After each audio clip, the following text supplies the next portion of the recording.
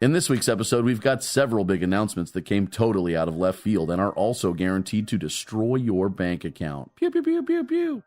Despite all of Anthony's musings to the contrary, we now know that there not only will be a Star Wars celebration in 2019, but when and where as well. Just today, we found out that Galaxy's Edge is set for at least a summertime opening, but we're still in the dark as to exactly when. Also, mobile ordering, HalloweenTime, Alien Bucket Bingo, and more on this dangerous episode of the MousePIRE Podcast. I'm Anthony. I'm Diggs. I'm Tim.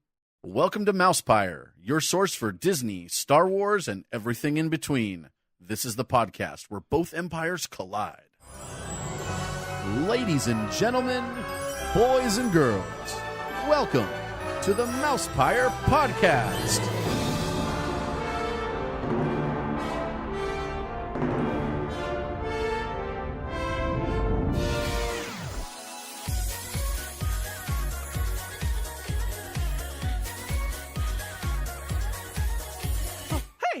What's going on? Uh-oh. The apprentice lives.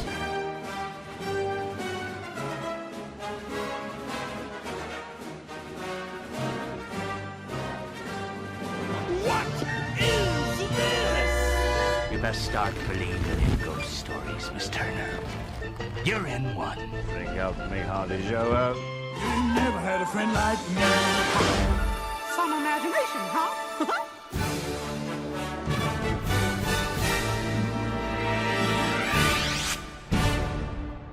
Made you look. Feliz cumpleaños! Whoa! Whoa, happy birthday! To no one. Whose birthday this time? No one's. Oh, no one. I mean, it's somebody's birthday. I'm but sure it is. It will be tomorrow or yesterday when you hear this podcast. Is the tomorrow 25th or yesterday. Is the 35th anniversary of the opening of Pinocchio's Daring Journey at Disneyland. I was there. Were you? No, I wasn't. But That was for the opening of new Fantasyland. Fantasyland in 83. And yeah, I was that's there. what I'm talking about. Oh. I was there, but I wasn't there at the That opening. day. Yeah, but Right. I was there during Yes. that time. I have a Yes. button. I have a button. I'm pretty sure you do. Yeah, so 35 years ago this week, yesterday or today, however you look at it, or yesterday or tomorrow. Tomorrow for us, yesterday for you, it was the anniversary of the opening of Pinocchio's Daring Journey. Now trivia! I have a key and a pamphlet as well. Really? Yeah, it's like a... From that? Yeah, it's like was given to cast members. Oh, cool. It's the key is on like a really thick cardstock, like really like super thick, almost cardboard. Well, that's cool. And then it comes with some pamphlet, and it says like New Fantasyland 1983 with the date on the key. You know what? I should bring that for show and tell sometime. Yes, you should. You should bring that for the long overdue treasures from the Weirdness. MousePIRE Vault There you go. that we were supposed to have done like 2 years ago. Mm. Just quick trivia. Does anybody know what was in the spot before Pinocchio's Daring Journey? Yes, Diggs. I'm sorry. I'm eating some crackers, but is the answer Walter's grape juice? No, it is not. Oh, It was another attraction. was it there? Was it Was it Walter's? Snow White's? Was Snow it the White? Mickey Mouse Club? Yes, it was the Mickey Mouse Club Okay. Theater. Next door to that was Walter's grape juice. Okay, so you were close. Yes. And actually, the Welch's Grape Juice might have been part of that Right. piece of properties. Right. But yes, it was the Mickey Mouse Club Theater. That's what I thought. That is background sounds from the Mickey Mouse Club Theater live from 1970 something. That's pretty cool. I like little trivia. I like it more when I know the answer. You know what? Nobody seems to agree on the answer about. What? Well, did you guys hear about this Laurel and Yanni thing going on and the interwebs and things like that? I know Yanni the singer. That's what I thought. And I know Laurel and Hardy, or like Laurel from Arrow. I know some Laurels, but yeah. There's a Laurel on the new Survivor season. Well, see, there you go. So yeah, No Yanni though. So yeah, this thing's going around. I guess it's an audio clip or something, and Going around like the plague. yes, and everyone's talking about it. So we all heard it already, and we already came to a conclusion of what we heard. but we don't want to influence anyone. We're going to play it, but we want you guys to listen to it very carefully, even though you probably already heard it already. You already have your decision of what you heard, but we want you to really take a listen to this. And after you hear it, we want you to email us. Or message through the page. MousePIRE@gmail.com. Or if you're a only Facebooker, right, you can just go to the MousePIRE page. Yeah. Facebook.com/MousePIRE. Just Post. Send a message or post to the page. Just post it. This is what I heard on your recent episode. Yeah, send Diggs a personal message. Whatever you want to do, let us know what you hear. We're going to play it twice. And, just let us know what you hear. So here's the very first time we're going to play it. And listen carefully. You're stupid. So, yeah, we already heard it. And we want you to let us know what you heard. Email us, send us a message, whatever you need to do. All right, we're going to play it one more time. And listen carefully. You're stupid.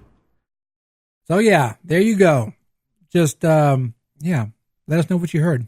Please email us or send a message to the page. I heard stuff. Yeah, we all did.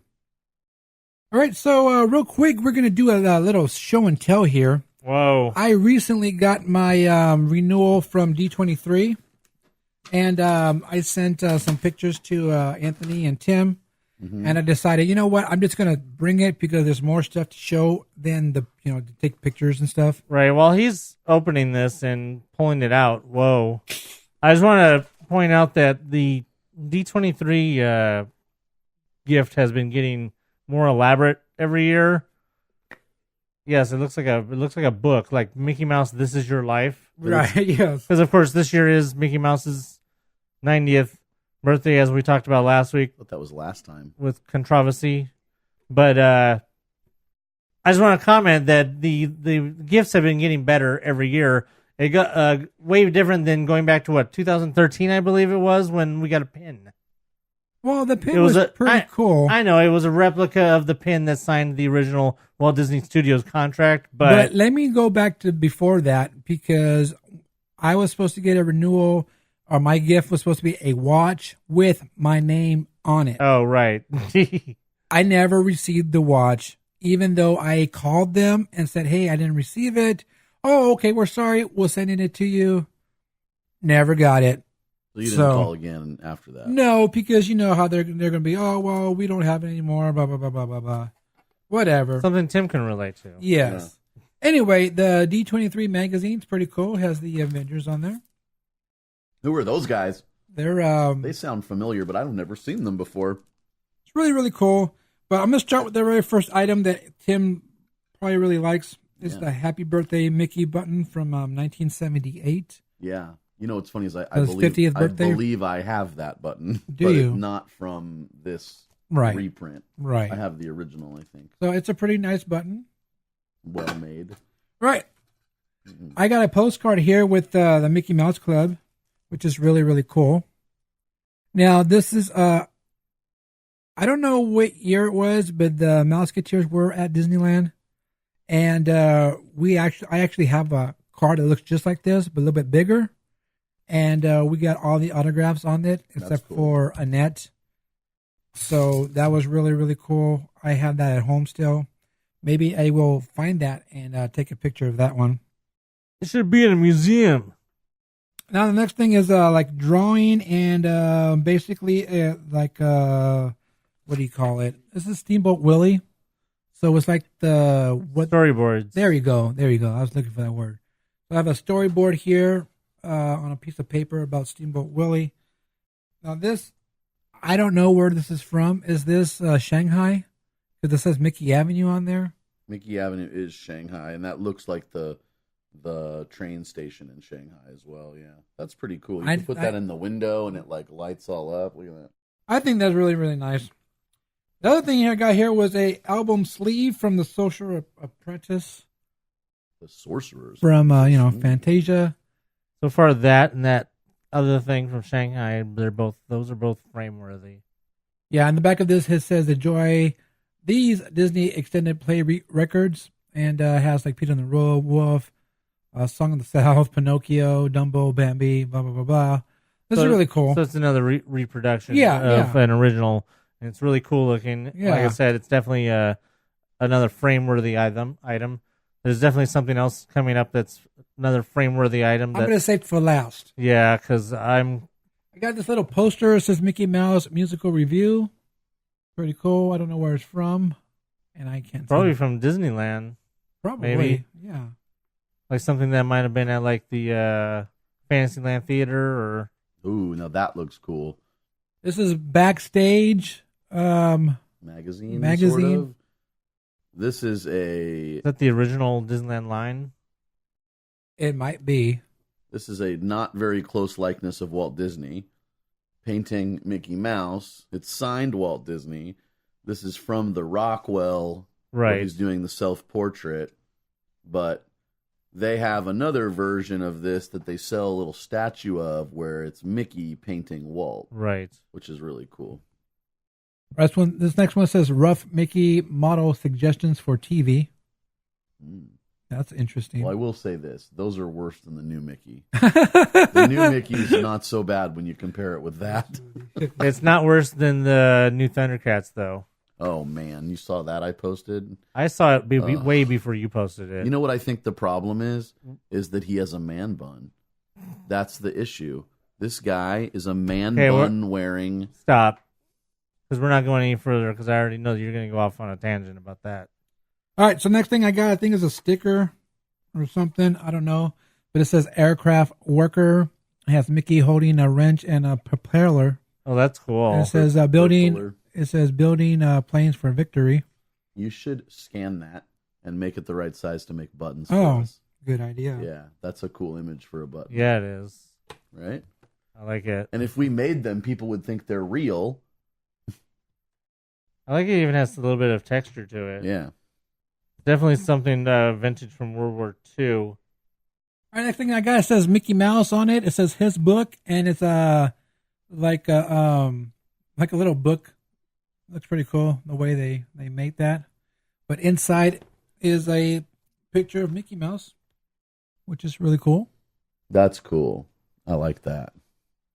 And I will be taking pictures of all this stuff and posting it so you guys can follow along. So you're like, what the hell are you guys looking at? Because we can't see it. Next thing is a greeting card from with Mickey Mouse, and he has a Santa mask he's holding for Christmas. Oh, this is from 1948, and inside it has a calendar, and it says from Walt Disney and staff, and it has all these characters from all the Disney characters from Christmas Time. Oh, definitely Christmas Time. That one's really, really Oh, cool. Oh, it's a calendar. That's cool. Probably something the studio workers would have had up on their wall. Or yeah. Next one is like a little drawing of Mickey Mouse with a dapper Mickey. That's basically a reproduction of an animation page. 'Cause Yeah. you could see the little circles at the bottom where it would have been on the animation table. Right. I mean, it's cool that they can reprod all this stuff. That one's that. Well, it's easy enough to dapper pull Mickey. something out of the archives, and scan it, and then just print them out on different paper. And then people are excited about seeing all this old stuff. Right. Yeah.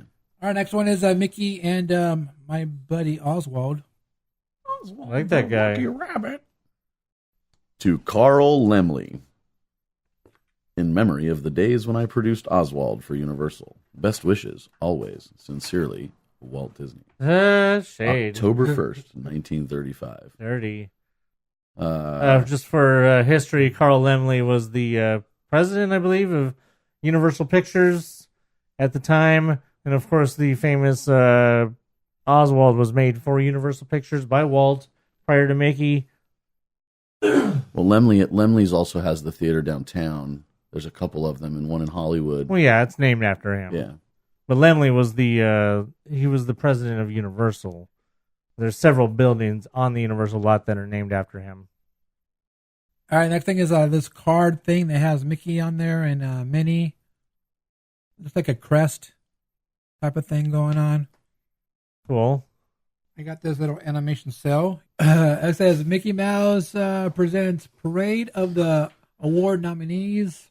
Man, there's a lot of stuff in there. Yeah, that cell thing's pretty cool. Oh, that's definitely frame worthy. Yeah, That's like a cell. Yeah. That's actually number one frame worthy right there. I got another little card here with Mickey. It says "Gobs of good wishes, Mickey Mouse." Me too, Butch. I don't know what that would be I don't know referencing. either.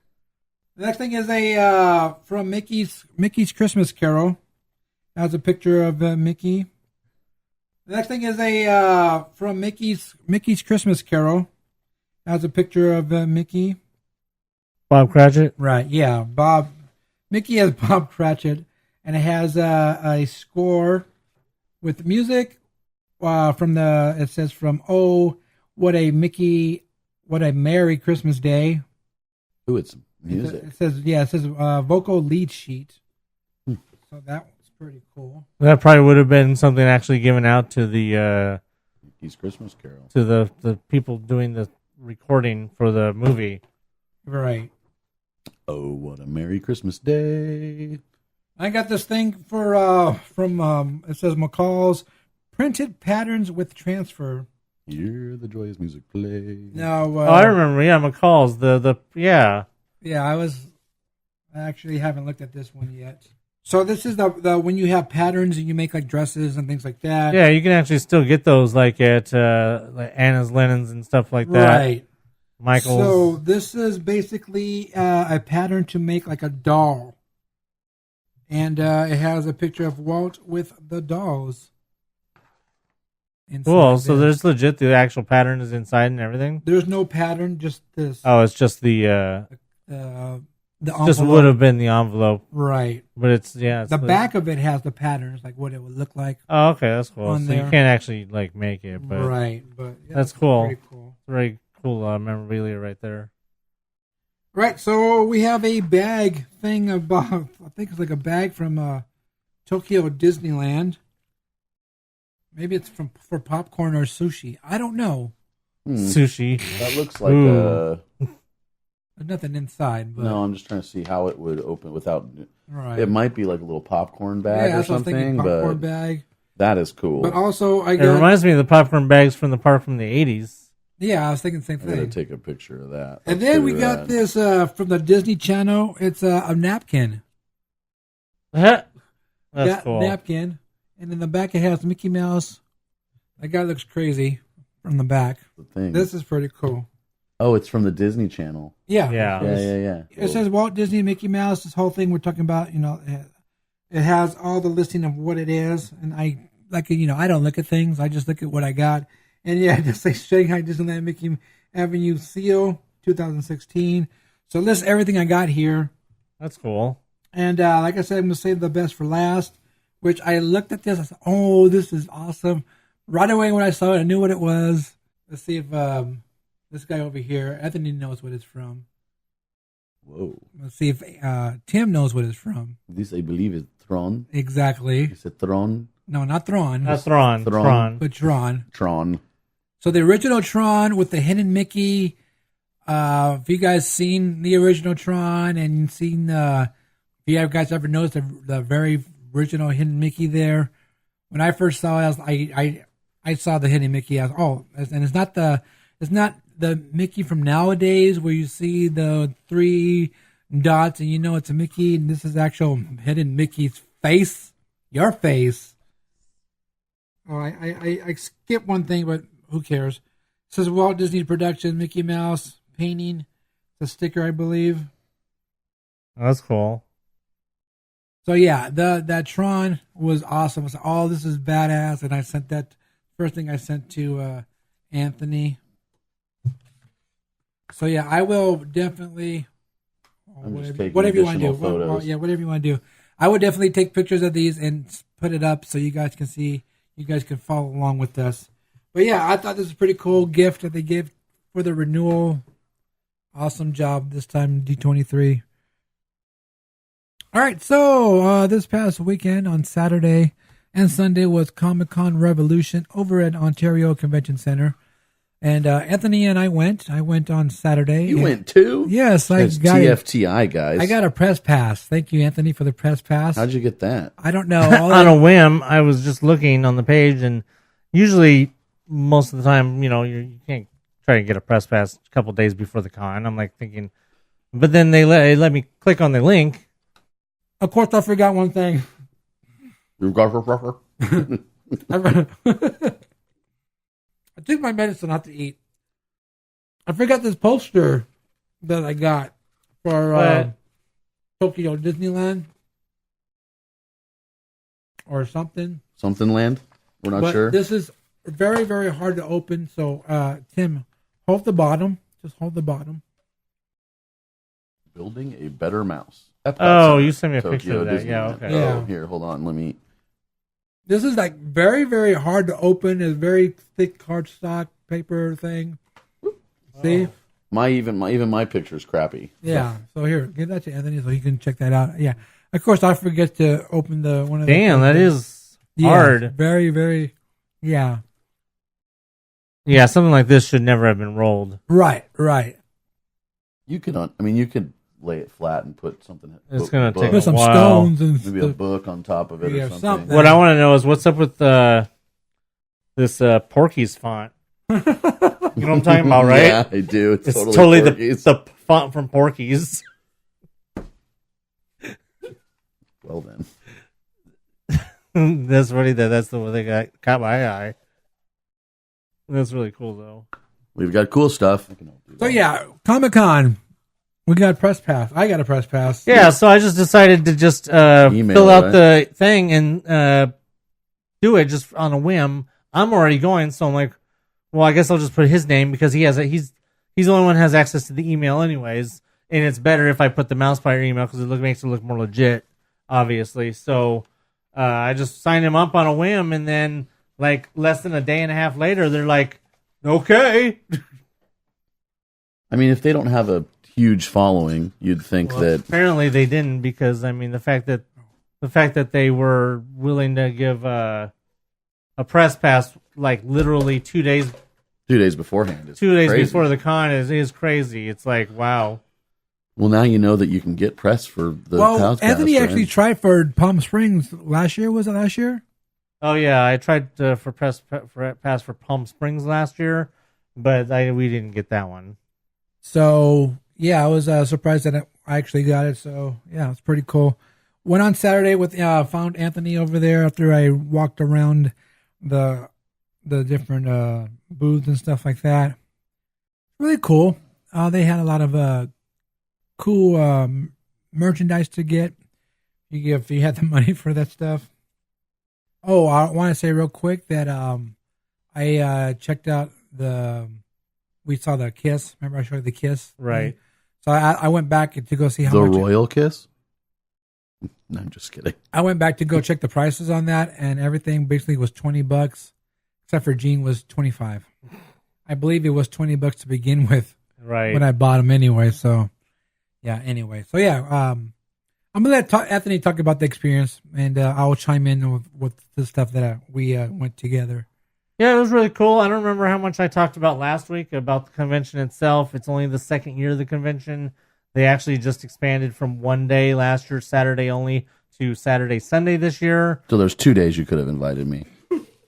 Well, no, because it was only a weekend pass.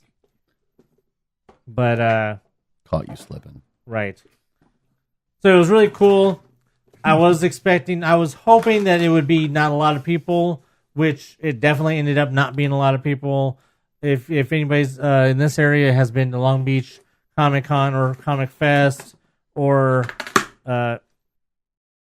any of the other more medium-sized cons, it was definitely even smaller than that. Yeah, I really liked it. I mean, there wasn't any problem getting any spots in the rooms for the panels. It was comfortable enough to walk around the floor without feeling like you were going to get shoulder blocked every 2 steps. So it was really nice. I was happy to get into several panels, and I got to talk to several creators. Had a really good time. It was really cool. I liked it. I told you guys last week about the Kevin Conroy panel with Andrea Romano. I believe I talked about that last week, right? Yeah. About how I was going to that one. So that was a really good panel. It was there was a couple nice moments where Kevin Conroy and Andrea Romano talked about working with Adam West on that episode that I actually referred to last week, the Gray Ghost episode. Yeah. They actually referred to that episode, and we're talking about working with Adam West and how he was the nicest guy, and it was a wonderful experience and everything. Cool. There was a funny moment where the moderator asked Diane Pershing, who plays Poison Ivy, they asked her what she would think about the growing legalization of marijuana movement. And she basically gave her opinion that Poison Ivy would probably not really have much of a problem with the legalization. It's more of the actual procedure of smoking the marijuana because it involves lighting plants on fire. She wouldn't be down with so, that. Poison Ivy probably wouldn't be down with that. Yeah. So that was a really funny moment. What about if they just like ate the plant like live? That's still, it's abusing a plant. I mean, with Poison Ivy, everything's plants over humans. So Right. no matter what. So that was pretty cool. That was a really good panel. And then Thrawn, not Tron. Right. Yes, Timothy Zahn. I believe I mentioned that one last week as well. Did get to go up to and actually have a nice little talk with him. Thank him for everything. I asked him about the voice of Thrawn, Lars Mikkelsen, and how he felt about that, and he definitely felt it captured all of what he thought that Thrawn should be.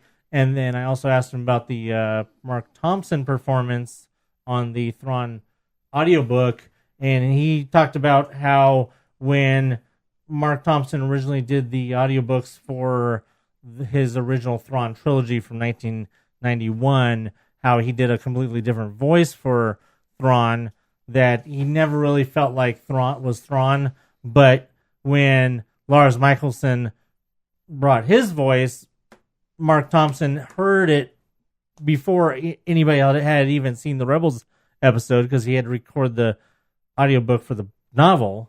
Now, this Mark Thompson sounds very, very familiar to me. Is it the same guy who's been in the entertainment industry before, or this? I don't know. The only thing I know about him is he reads a lot of almost every Star Wars audiobook. Okay. He reads the name just sounds familiar, so just MARC, Mark Thompson. Okay, maybe I don't know. this is a K. I don't know. But and Mark Thompson, who was set to read the Thrawn novel, heard the Lars Mikkelsen performance and then basically did what I say is almost slightly better version of it for the novel, which was really amazing. And he said that he was really happy with it, and then I thanked him and for everything and all the characters, and we just discussed that if he hadn't taken the job in 91, or in 89, he actually got the job in 89 to write the books, but if he hadn't gotten the job, somebody else would have been the ones to take Star Wars out of the dark times. But I think he was the right person to do it. Because they might have sucked. Right, exactly. That's what I said. I said, yeah, sure, somebody else might have been that person, but I think somebody else might not have been right. good. I basically told him I think you were the right person. Well, somebody else might not have taken them out of the dark times. Right. It just would have been like more Star Wars meh. Well, yeah, because at the time there was no Star Wars at all. We had come out of the dark times in between after Return of the Jedi came out. All we had was Ewok movies, Droids cartoon, Ewoks cartoon, and that was it. And then maybe some toys filtered in there, but even those disappeared for a few years. So, and then at his actual panel, there was a few interesting reveals at the actual panel where he revealed that because he has the one book Thrawn, which is out already. He has another book called Thrawn Alliances, which is coming up, which takes place just before the final season of Rebels. And then, everything was talked about what happened with Thrawn at the end of Rebels, where he's taken away with Ezra and the space whales. And he says that he already has the outlines written for the next two books to carry on that story. Him and every other author, though, is on a hold until until everything is approved, pending what's in the episode 9 script. So everything is basically on hold, according to him, and I'm sure it's not just him, it's everything, but so he can't go. If they want him to be canon, they have to wait. Right. So basically he has to wait until what happens in episode 9, and then he also has to wait to see whether Dave Filoni has any plans for Thrawn in the Resistance series or anything else, and then he can have the go ahead to write his next 2 novels, which he said he actually has a deal for at least 5, I think. But he already has the outline written for the next 2 to continue on with what Thrawn's doing. So I found that very interesting that he has that in that little bit, that obviously everything's in kind of a holding pattern depending what's happening with episode 9. So sounds cool. I mean, we're all excited to see what's going to happen next. I think that even though we know they're pretty much going to do 10, 11, 12 at some point in the next decade, that it's how is this going to get wrapped up, or will they even wrap it up? Right. That's going to determine, how things kind of progress in the Star Wars universe. So yeah, because right now you don't see a lot of books coming out. You just have the stuff with Solo and things like that. But you can't. I mean, obviously, when we get close to episode 9, you're going to get a bunch of announcements. In fact, you'll probably get a bunch of announcements at Celebration for all of the episode 9 books, and presumably, if the go-ahead is given, there will hopefully be an announcement for whatever the next Timothy Zahn Thrawn book will be at the time. So then later on, after that, by this time you've joined us, we go into the Darkwing Duck panel. I got dangerous. You did get dangerous. We all got dangerous in that panel with Darkwing creator Tad Stones and Darkwing comic writer Aaron Sparrow were in that panel. We talked about Darkwing last week. Was there any information about Darkwing moving forward? Not necessarily in the panel. Right. Go ahead. What were you going to say originally? What he said. Oh, okay. To ask if there's any Darkwing movie. I mean, did they say if Darkwing's going to get his own series, or if he was going to be part of the DuckTales series, or a little bit of both? One leading into the other, or just there'll be more Darkwing? Or none of the above. I mean, they did imply in the panel that they had both actually had direct communication with the main writer on DuckTales, Frank Angonis, who was the one who wrote the Gizmo Duck Darkwing episode a couple weeks ago, and they had talked about it and gotten ideas about the tone of Darkwing and stuff like that. And actually, Aaron Sparrow says that some of the design and a lot of the tone behind the new DuckTales series was actually inspired by the Darkwing comic. Cool. And I don't remember if he told me that at his booth or if that was in the panel. But, they just basically talked about the creative process. And during the panel, they talked about different things about... I don't know. I'm trying to remember what exactly they talked about in that panel. Do you remember? Because then I talked to them more on Sunday, so I'm trying to separate what was talked about. Well, someone did ask the question about, Darkwing Duck coming as a series, and I believe he said that the DuckTales is a DuckTales series. Something exploded. Basically, there's nothing about Darkwing coming, because this is just DuckTales, and that they haven't been told about anything coming. So, of course, you're going to have all the That's the official, we're sitting on a panel that's official, on the record. Yeah. And, yeah. But, of course, you're going to have all the fans who want Darkwing Duck. So, if Disney decides, you know what, we're going to go ahead and we want to do a Darkwing Duck at their own, series, then, of course, we'll find out about that later. But as of now... Basically, they gave the same idea of kind of what I insinuated last week. They name drop, the actor who plays Darkwing Duck in the series within DuckTales.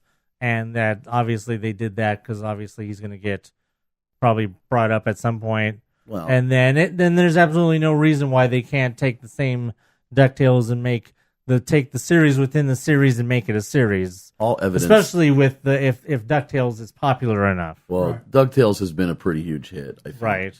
Everyone loved it originally, and the fact that they chose DuckTales to be the first one, I don't know if it was the first of the Disney Afternoon previously, and that's why they chose it to be the first No, series. the first technical Disney Afternoon show was Gummy Bears. That's true. But that Gummy Bears doesn't fit it. It was like the one that was not in the same universe, kind of. Right. Well, none of them were in the same universe. Was Tailspin the first of the three, I think, before? It was Tailspin and then DuckTales and then Darkwing. No, it was DuckTales, Chippendale, Tailspin, and then Darkwing. Oh, there's 4, that's right. Anyway, where does Bonkers fit in? It doesn't. Oh, okay. nonetheless, I don't know about the Gummy Bears, but those other 4 series, they're all evidence points to these things coming back because they're re-releasing all the Disney Afternoon merchandise at the parks. There's mugs and shirts and all kinds of stuff. Right. There's there's a definite resurgence of interest in the Disney Afternoon properties, and these guys showing up at cons and stuff and doing what they're doing is definite. Well, redoing stuff is pretty much what these companies have at this point, right? And as long as they can redo this stuff well, it's in that style, I'd be happy with But it. I'll have more about them in a Later. minute. I'll get back to them. And then, there was a few other cool, there was a panel called Who Let the Animals Out in comics. Is that like And it was talking just, about the podcast here? Maybe. maybe, they were specifically talking about you, I think. But Oh. it was just a panel of comic creators who write about animals in comics. Tony Fleece, who does the who writes and does the art on My Little Pony Bronies. comic. He was there. Mike Kunkel, who wrote the comic Hero Bear and the Kid, which has been around for a long time. And then a couple other guys that I hadn't heard of, but one of them does a comic called Penguins versus Possums, which sounds very funny. And then another one has a comic called Karate Pet Shop. Cool. So that one sounded really funny, but that was really interesting. And then on Sunday, we went to actually, I think that was also Sunday. Sunday, we went to a Power Rangers 25th anniversary panel.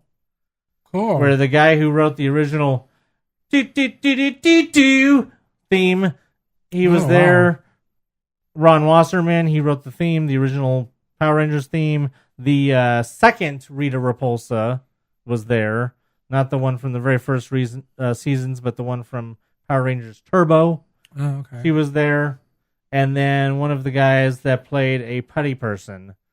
I have no idea what that means because I never watched Power Rangers, but apparently there was guys that looked like the little. Slee Stacks. What? I don't know. I don't know. I never watched them either. They look like big mud people. Okay. I don't know. Rita Repulsa made them out of the ground or Yeah, something. I think I know what you're talking about. Anyways, he was one of those. So that was pretty interesting. They were just telling stories and stuff. I mean, I'm not really into Power Rangers, so it was kind of hard for me to really get into it. And then Rebecca didn't really get into it once she found out that it wasn't even her Rita Repulsa because she only watched the first 2 seasons, apparently. I'm like, well, that's your problem. There was another panel with Timothy Zahn on Sunday. It was called Telling Star Wars Stories. It was with him and a Star Wars comic writer, Jason Aaron. And they just, some of the Zahn stuff was kind of repeated. That was just in general about writing. And they just talked about, I don't even remember what they talked about, to be honest. I mean, it seemed like it was a good panel, but there was just a lot of stuff, and I really should have taken notes, but I wasn't really sure how far I was going to go into depth on most of this. I just want to talk real quick that they had at the very last panel we went to. It's called Comics from Your Favorite Tunes. That was with Tony Fleeks again from My Little Pony. Once again, the Darkwing Duck writer Aaron Sparrow, and then a guy who I'm not even going to try and say his name, but he was a writer on Transformers with IDW right now. And they just basically answered a few questions about comics or cartoons that have been made into comics. And they just talked about their favorite ones, favorite characters and stuff. It was the last panel of the day. It was very relaxed and kind of blah. But then I kind of, I wasn't really stalking, or I didn't really follow Aaron Sparrow back to his booth, but he had talked about a story in the Darkwing book where it was called Crisis Multiple Ducks or something like that. I don't remember what the name of the story is, but they bring in a whole bunch of alternate universe Darkwings, and he said that his artist just went crazy. There's just all kinds of, there's like a Universal Monsters Darkwing Ducks, there's a Lady Gaga Darkwing Duck, there's just everything you can think of that he's kind of fit in there, just kind of got in there. And I wanted to go back and see because he's like, oh, I have it back on my table, the comic on my table. But then I get back over there and I find out that it's in the super out of print collected edition that he has only for $100. And I'm like, okay, well, I'm not getting that.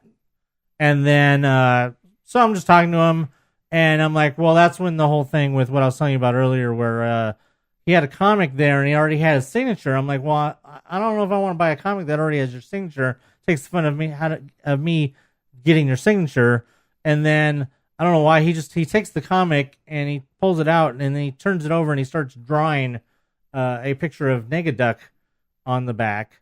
And while he's doing that, we're talking to him, and basically he did and didn't say that he has had discussions with the DuckTales people and given them and answered questions for future use of Darkwing. Oh.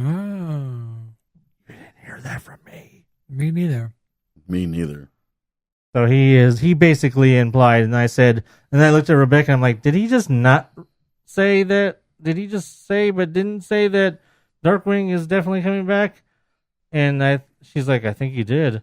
And then we both look at him, he just kind of smiles and he's like, I didn't say nothing. Oh. So you didn't hear it from me, but Aaron Sparrow has the writer of the Darkwing Duck comic, which hopefully they'll bring back the Darkwing Duck comic and let him write it again. He says he has, because he said he had scripted, at least what I guess he had kind of separated his runs into like seasons, and he had actually scripted out like a season of a TV show when he was writing on it. And he says he has at least 2 more years worth of stories already scripted out for Darkwing Duck, that all he has to do is get brought back, and he can. And I think that's where he kind of implied that some of those ideas may be also going to a certain other show. And then, after that, I finally got the signature on the other comic. And then Tad Stones, the creator of Darkwing Duck, who's sitting right next to them, I go over there and I give him the comic to sign. And I ask him, I'm like, I start to ask him, I'm like, hey, I wanted to know how the Gizmo Duck, because I did verify that there was a Gizmo Duck Darkwing crossover, and I wanted to ask him about how that came about. And then he starts talking about it, because then I asked him, I'm like, oh, it's true that you created Gizmo Duck? And he's like, yes, I came up with the basic concept of Gizmo Duck. So not only did he create Darkwing, but he was also created the original concept for for Gizmo Duck, because he had obviously been working with the DuckTales team, and he was part of that whole creative process as well. And there was a point where they wanted to have, everything was all about, just different kinds of ducks. They thought that at one point, and he actually, something I never realized, Eisner and Katzenberg were right there, real hands-on with the Disney Afternoon, more than I ever imagined they were. Right. Everything that had to do with the Disney Afternoon went through Katzenberg and Eisner. It wasn't one of those things where they were up there high up and they allowed things, even stuff as minute as ideas for the Disney afternoon shows were going through Michael Eisner and Jeffrey Katzenberg. And that's big that they had that big of a hands-on. Yeah. I mean, everybody could say what they want about how Eisner and Katzenberg handled things later on or period, but they at least were real hands-on. I mean, you can sometimes say that sometimes it's bad to be a little too hands-on. Gene Roddenberry. But so he's talking about that, and then he says that they're talking about how they want a lot of different ducks coming in. They say, create us a bunch of different ducks. So he's like, okay, I got space duck, I got cowboy duck, I got caveman duck, Just a lot of ducks. I got superhero duck, I got all these different ducks. He's got all these different ducks, and they're like, okay, well, we want that for this, and we want this from that. And that's basically how Gizmo Duck came about, because the Spaceman Duck concept is what actually ended up becoming Gizmo Duck. And then the Caveman Duck concept is what ended up becoming Bubba Duck. Bubba Duck. Everybody remembers Bubba Duck, right? Yeah, so those original actual concepts is what ended up leading to that. And then it was the superhero duck concept is what he was able to ended up turning into Darkwing later on. And then he actually started telling me about the creation process for what ended up becoming Chip and Dale Rescue Rangers. He actually pitched the original idea for that as well, where it was actually everybody was there. It was all the characters other than Chip and Dale were there. And they had the lead character of that show was actually an adventurer named Kit Carson. I remember Kit Carson. Like the actual Kit Carson from the 1800s? Oh, maybe that's what I'm thinking of. Maybe. What you might be thinking of is where the name Kit ended up getting kicked to, because you obviously would know that, because I think that character actually ended up becoming, what's his name on Tailspin? Is his name Kit? Oh, Kit Cloud Kicker. Yeah, him. I think that character actually ended up becoming Kit from Tailspin, but they didn't like that there was no established characters. They were very they don't want new ideas. Okay. Like they want new ideas, but they don't want new ideas that doesn't have an established character. And they're just going through the list of characters basically, and they just kind of picked the two characters. They just kind of picked characters that because he's just going through characters in his head real quick, and he just says, "Well, how about Chip and Dale?" And they were like, "Okay." We'll just make them Rescue Rangers. Right. I'm trying to remember well, Chip and Dale are funny characters, but I'm trying to remember the premise of that show. Did they get called to rescue people? Yes. I use my hacked Fire TV to. Yeah, it was basically some of these old episodes. rescuers. Yeah. In fact, the original genesis of Chip and Dale Rescue Rangers was a Rescuers series. And I think what happened was the two concepts, Tad Stone's concept and then the abandoned Rescuers series concept got kind of combined, and then what was left of the Rescuers series idea became the Rescuers 2. Yeah, so that was really cool getting to stand there and talk to those guys for a while, especially Tad Stones. It was really cool. I mean, just being able to be there in the presence of the guy who created Darkwing and other great characters from, I'm not going to say childhood because we were teenagers at the time, but you know what I mean. Yeah. Yeah, so it was really cool. I had a great time. I bought a Dewback. Yeah. Dewbacks for life. Dewbacks for life. You know it. Now, who would win in a battle to the death between a Dewback and a Tauntaun? No favoritism. Dewback's much bigger. It has a bigger head. It'd probably just knock Tauntaun off its feet, and then Tauntaun's just kind of laying there on its side like a T-Rex, and it can't get back up. I'm gonna say that a Dewback is more like I don't know, like a big horse, and a tauntaun is like a raptor that you can ride. Tauntaun's more like a giant kangaroo that you can ride. Yeah, you're right. Yeah. But kangaroos kick ass. I mean, Well, you've they ever seen do. them punch someone? But I don't think they would kick the ass of a giant like monitor lizard.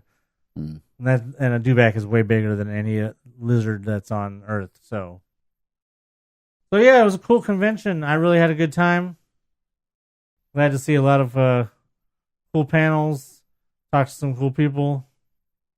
Hey, did you know they had first aid there too?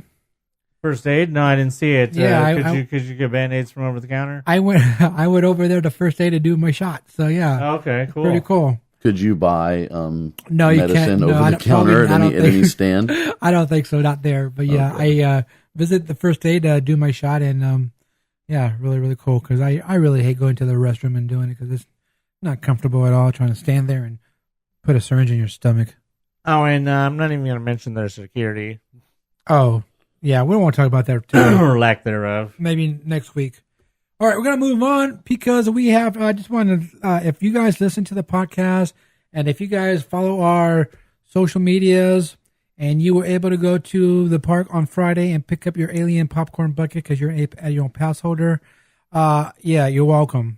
So I'm going to say, we Yeah, said, to all the thousands of people out there, because we know that at least 3/4 of the people that were there for popcorn buckets had to be because of us, because we shared it to our true groups, and we know it got illicitly shared to at least 2 other groups.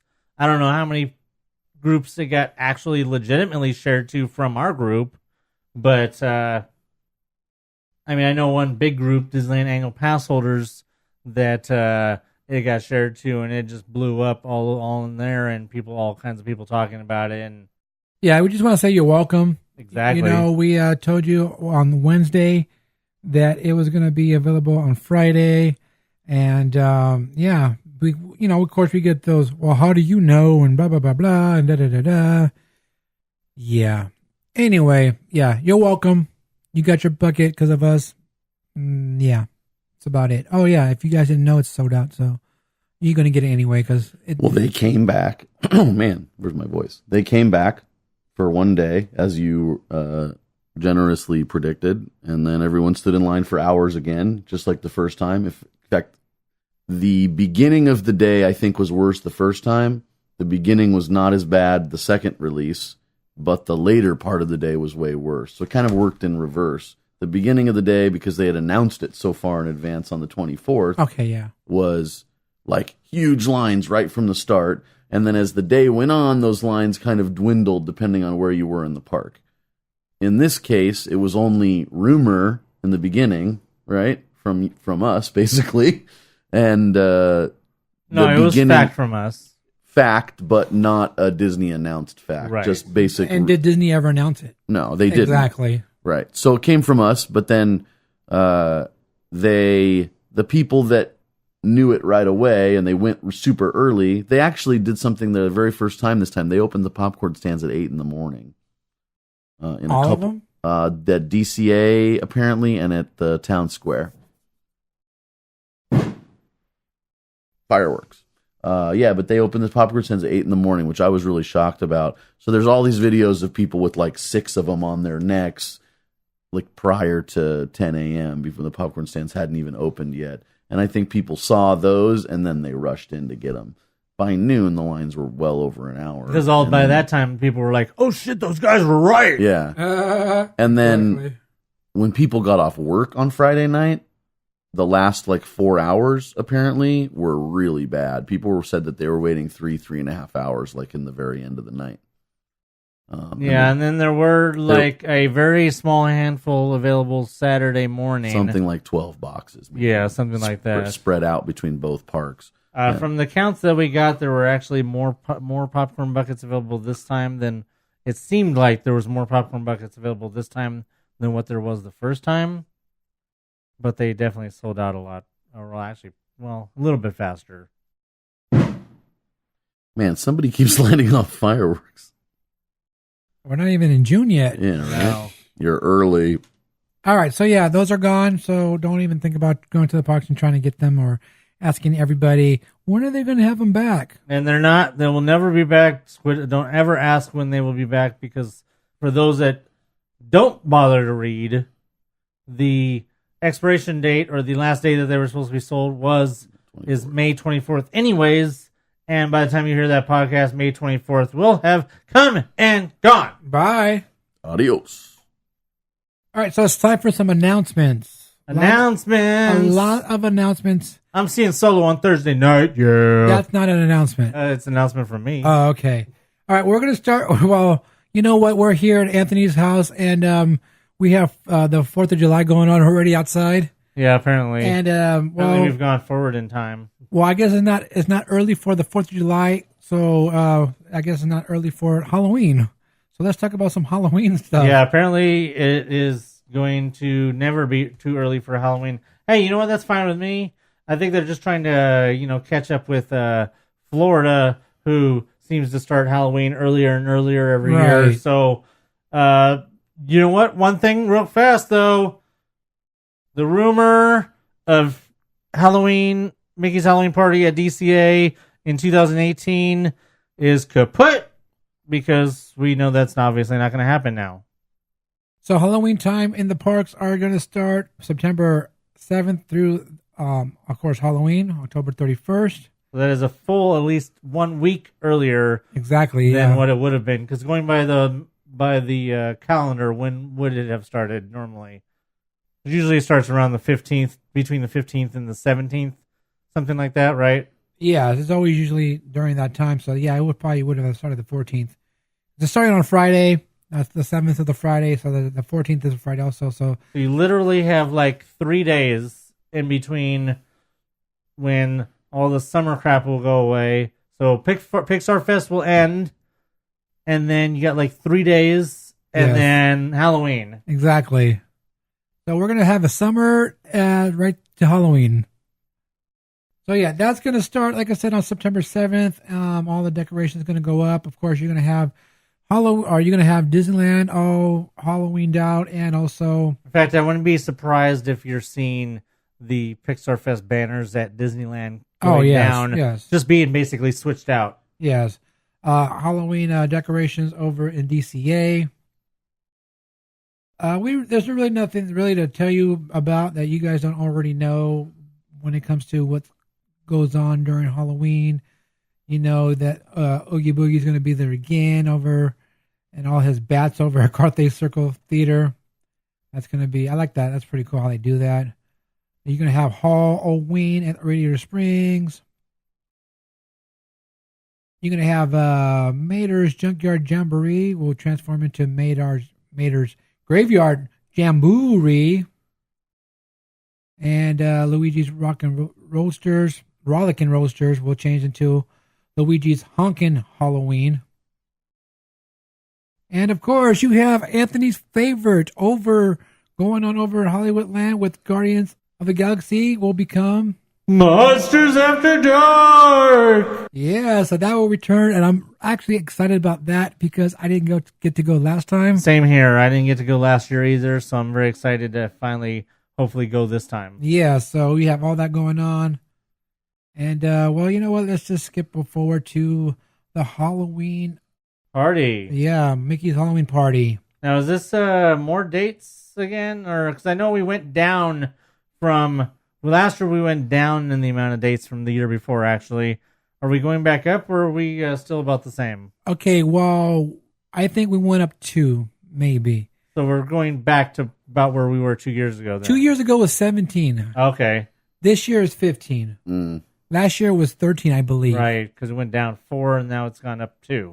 So this year's Halloween party will be 15 nights, and tickets for annual pass holders will go on sale on June 5th. Earliest ever. Very, very early. So now, closer how to what? cheap does it get for a pass holder, though? It doesn't get cheap at all. Exactly. Because it's basically going have you already looked at the prices already? It's basically a one-park ticket. I heard that they're like $120. Well, the cheapest price is $99. Wow. Isn't that what it was last time, though? I don't. No, it was $79.89. It definitely went up. But the most expensive price is like $129 or something. The most right? expensive last year was $109, I believe. Either $120 or $129. The most expensive this year is $130. Yeah, that's crazy. That's So crazy. There must be more. All right, so the cheapest price is $95 for. There must be more price points then, because last time it was basically either it was like the 99 or it was the 109 or it was, I think, 89 or something like that.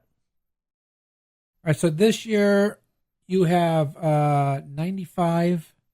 This is annual pass holder price, and that's the cheapest day. The cheapest day for a regular ticket is 105. Then you have 115, Which is basically looks like the average is 115, and then you have the 130. which is basically the last 2 Fridays and then the Monday and Halloween itself. So yeah, that's game Crazy. up there. Does it say what time? Most likely to be the midnight type thing. Yeah. Probably, yeah. Okay, because I want to make a note about the importance of June 5th and how unfortunate June 5th will be for many, many people. But I will get to that when we get to one of our next segments. Since we're looking at the calendar though, what do you think the most popular dates are going to be? The quickest to sell out. Those last 2 Fridays.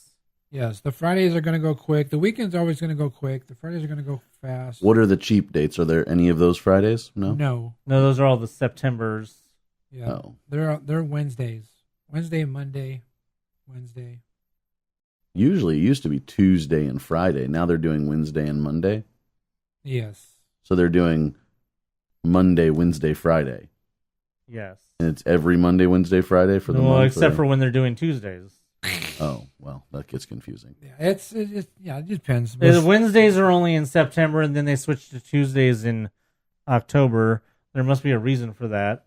There's 2 Wednesdays, a Friday, and a Monday, or 2 Fridays in September. Well, do we think now that we've blown our hypothesis about DCA that it's going to definitely be next year? That it'll be at DCA? Yeah, it's got to be definitely next year. Because just of like Galaxy's Edge and stuff. Just like the same thing with the Grad Nights being definitely at DCA only next year, definitely you got to figure Halloween's going to, especially with now sort of confirmation of something, like I said, we'll get to in a minute, of another date that there's no way that they're going to have Halloween at Disneyland with Galaxy's Edge open now that we have confirmation that it should be open by Halloween. Right. So maybe they decided to use this last year thinking, okay, if people already think it's going to be at DCA this year, we're going to milk it one more year, we'll jack the prices up and then move it. Right. All right, so if you're an annual pass holder, you want to get your tickets, you need to go online on June 5th to get that. Regular guests can start purchasing their tickets on June 12th. I will be posting up the dates and everything, just like always. And don't forget, if you snooze, you lose. Don't be asking everybody else, any other groups, if you have extra tickets because you were stupid and you did not buy them in time. Well, it looks like we've got an announcement. Yeah, last Wednesday, out of nowhere, like a Randy Orton RKO, was on the Star Wars show. I get a tweet from Star Wars Twitter saying, Star Wars show celebration announcement. I'm like, oh boy, here we go. After I just got done saying on the podcast the night before about, laughing about Star Wars Celebration and how nobody deserves it. Well, I still say nobody deserves it. And really, they're getting what they deserve. And they are getting what they deserve, except for those people who are absolutely ecstatic about this announcement. Star Wars Celebration has been announced for April 11th through 15th. Now, I just want to point out 2019, next year. Yes, 2019. Because we already passed April this year. Now, the 11th through the 15th, the 15th is a Monday. Yeah. So basically Thursday through Monday. So it's Thursday through Monday. We have no idea what that means, why it's until Monday. I don't know if it's a mistake that they still haven't been able to own up to, or what it is, or if they have some weird thing, because it's sure going to make logistics difficult for a lot of people. But the big announcement Chicago. Yeah. It's 106 miles to Chicago. We got a full tank of gas, half a pack of cigarettes. It's dark, and we're wearing sunglasses. Let's go. Hit it. So, yeah, Chicago. I mean, you're going to put Celebration in the same place that told George Lucas he can't have his museum? Yeah, exactly. Really? Really? And the place with the highest murder rate in the country. Well, yeah. I mean, a place that Trump consistently makes fun of for being dangerous. And I mean, it's literally the one thing Trump got right. Right. It's the most dangerous city in America. And they didn't want the Lucas Museum. And they didn't want the Lucas Museum because they cared more about a gross, decaying storefront than they did a river or lakefront than they do about having a museum that would provide world-class museum. thousands of jobs. Yeah. But what I can't figure out is the logic behind the choice. The logic is that there hasn't been a Star Wars Celebration that has been. Okay, there's two things behind this. One of them will north of whatever. One of my things will lead into the other announcement, but the main thing is that there hasn't been a Midwest Star Wars Celebration since Star Wars Celebration Indianapolis, which I believe was Star Wars Celebration 2 and 3, which were both in Indianapolis, and then Star Wars Celebration 1, which was in Denver, which we may end up having a repeat of. I'll get to that in a minute. So there's been a lot of complaints, like from the underground of the Midwestern Star Wars fans that are tired of the two coasts getting all of the Star Wars celebrations the last few times. I'm sorry, but you know what? I get it. There's a lot of Star Wars fans in the Midwest. There's a lot, and those are all the Star Wars fans that are extremely excited about this. There's people I've seen people post, oh great, that's only like an hour's drive for me, or great, I only have to come down from Canada to go to that, or there's all kinds of people that are excited about that. That's cool. You know who's not excited about that? People who live in Florida and people that live in California. Everyone else. Because flights to Chicago are not necessarily cheap, but a flight from LA to Florida or Orlando and vice versa is like one of the cheapest flights you can buy. Well, the other thing too with Chicago is that the biggest problem I'm going to find that I think people are going to find hotels, transportation. It's going to be like San Francisco. It's going to be like having a con in the middle of downtown San Francisco. It's going to be like having a con in the middle of downtown Manhattan. No, you're totally or something right. like that. It's going to be. Unless you can get in a hotel that's exactly adjacent to the hotel, then you have to take some sort of shuttle or something. Then yeah, you got to depend on. What if you're all cosplayed out like in mechanical outfit or something, or you've got a 17-foot like laser sword staff or some crap? Now this is going to be held at McCormick Place. I'm making these things up, but those are legitimate issues for fan. I have seen fans. I have seen people deal with all of those issues at San Diego Comic-Con. So yeah, but San Diego, Anaheim, and any location in Orlando have some of the largest concentration of hotels. Well, it's not even that. It's not in the. My biggest thing is this is probably in the middle of the city. Well, it is, yeah. And I mean, there's something like 4 convention center hotels that are right connected, basically, or really close. And then there's what they call a loop. And on this loop, there's many other hotels. This is what I was reading. At least there's that. But they have to get in a shuttle, basically, to get. Now, real quick, it is being held at what is called McCormick Place. Anybody from the area, I'm sure, is 100% familiar with it. From my research, it is one of the top 3 convention centers in the United States as far as the amount of people it can hold. Nice. It is up there with the one in Orlando and Vegas. It's up there with those 3. And then I also read recently that Anaheim, which used to be not even in the top 10, is now number 4 after its refurbishment. It's because they got a whole new hall. Right. Yeah. So anyway, it is definitely one of the biggest. It'll probably actually be right up there with one of the biggest convention centers that Star Wars Celebration have been held in. Yeah, but it's going to be half Canadians. Right. Right. But once again, it's going to be super convenient for all of the Midwesterners that have been dying for a Star Wars Celebration ever since the last one in Indianapolis. But, I mean, obviously, it comes down to most of people's issues with this. The ones that aren't close will be the biggest issue. Will be if it's in Florida or if it's in Anaheim. There's other things to do. You plan a whole trip around Star Wars Celebration. You stay for a week. You go to Star Wars Celebration. You also go to the Disney parks. You get 2 days Universal in the park, parks. You check out Universal. Exactly.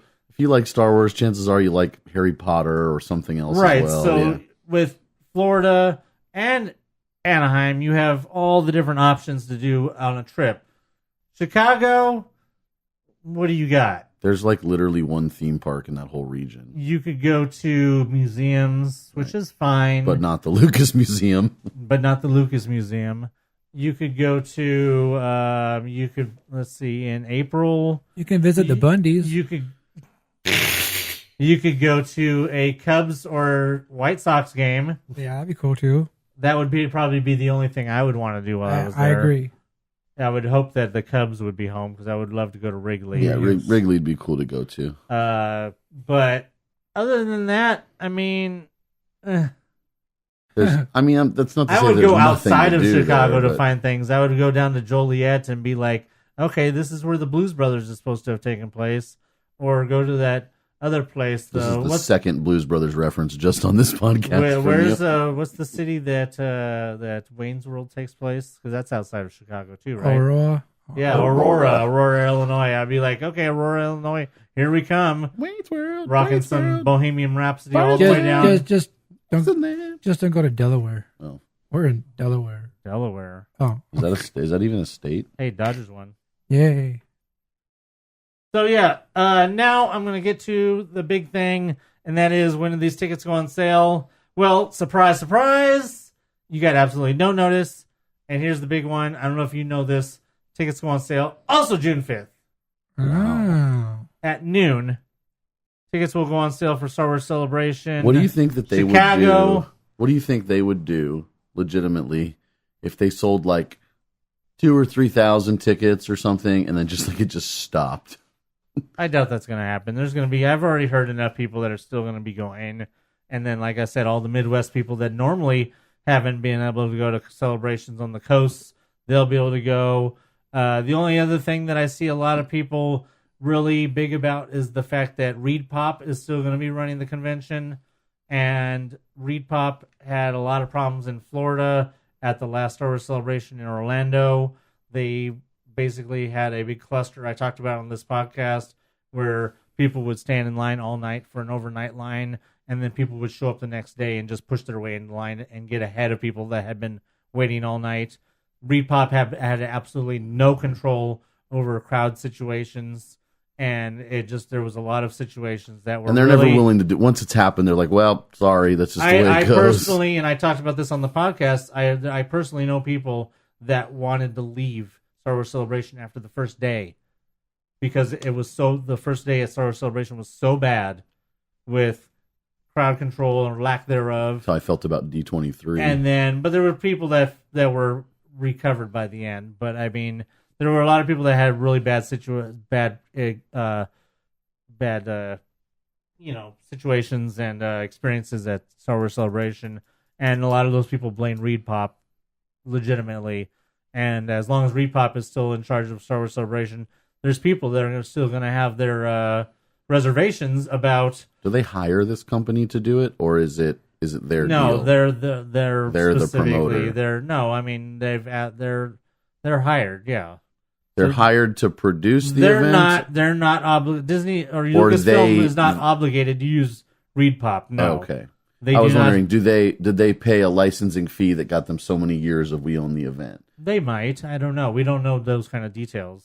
So getting back, like I said, noon on June 5th, tickets go on sale. So you better be ready to buy those Mickey's Halloween Party tickets if you're a pass holder on around midnight on June 5th, and then make sure you're back on the computer by noon on June 5th, because I believe June 5th is a Wednesday at that. Right? Is June 5th a Wednesday? Because you're not going to Celebration. I'm definitely not going to Celebration. June 5th is a Tuesday. Okay, it's a Tuesday, even worse.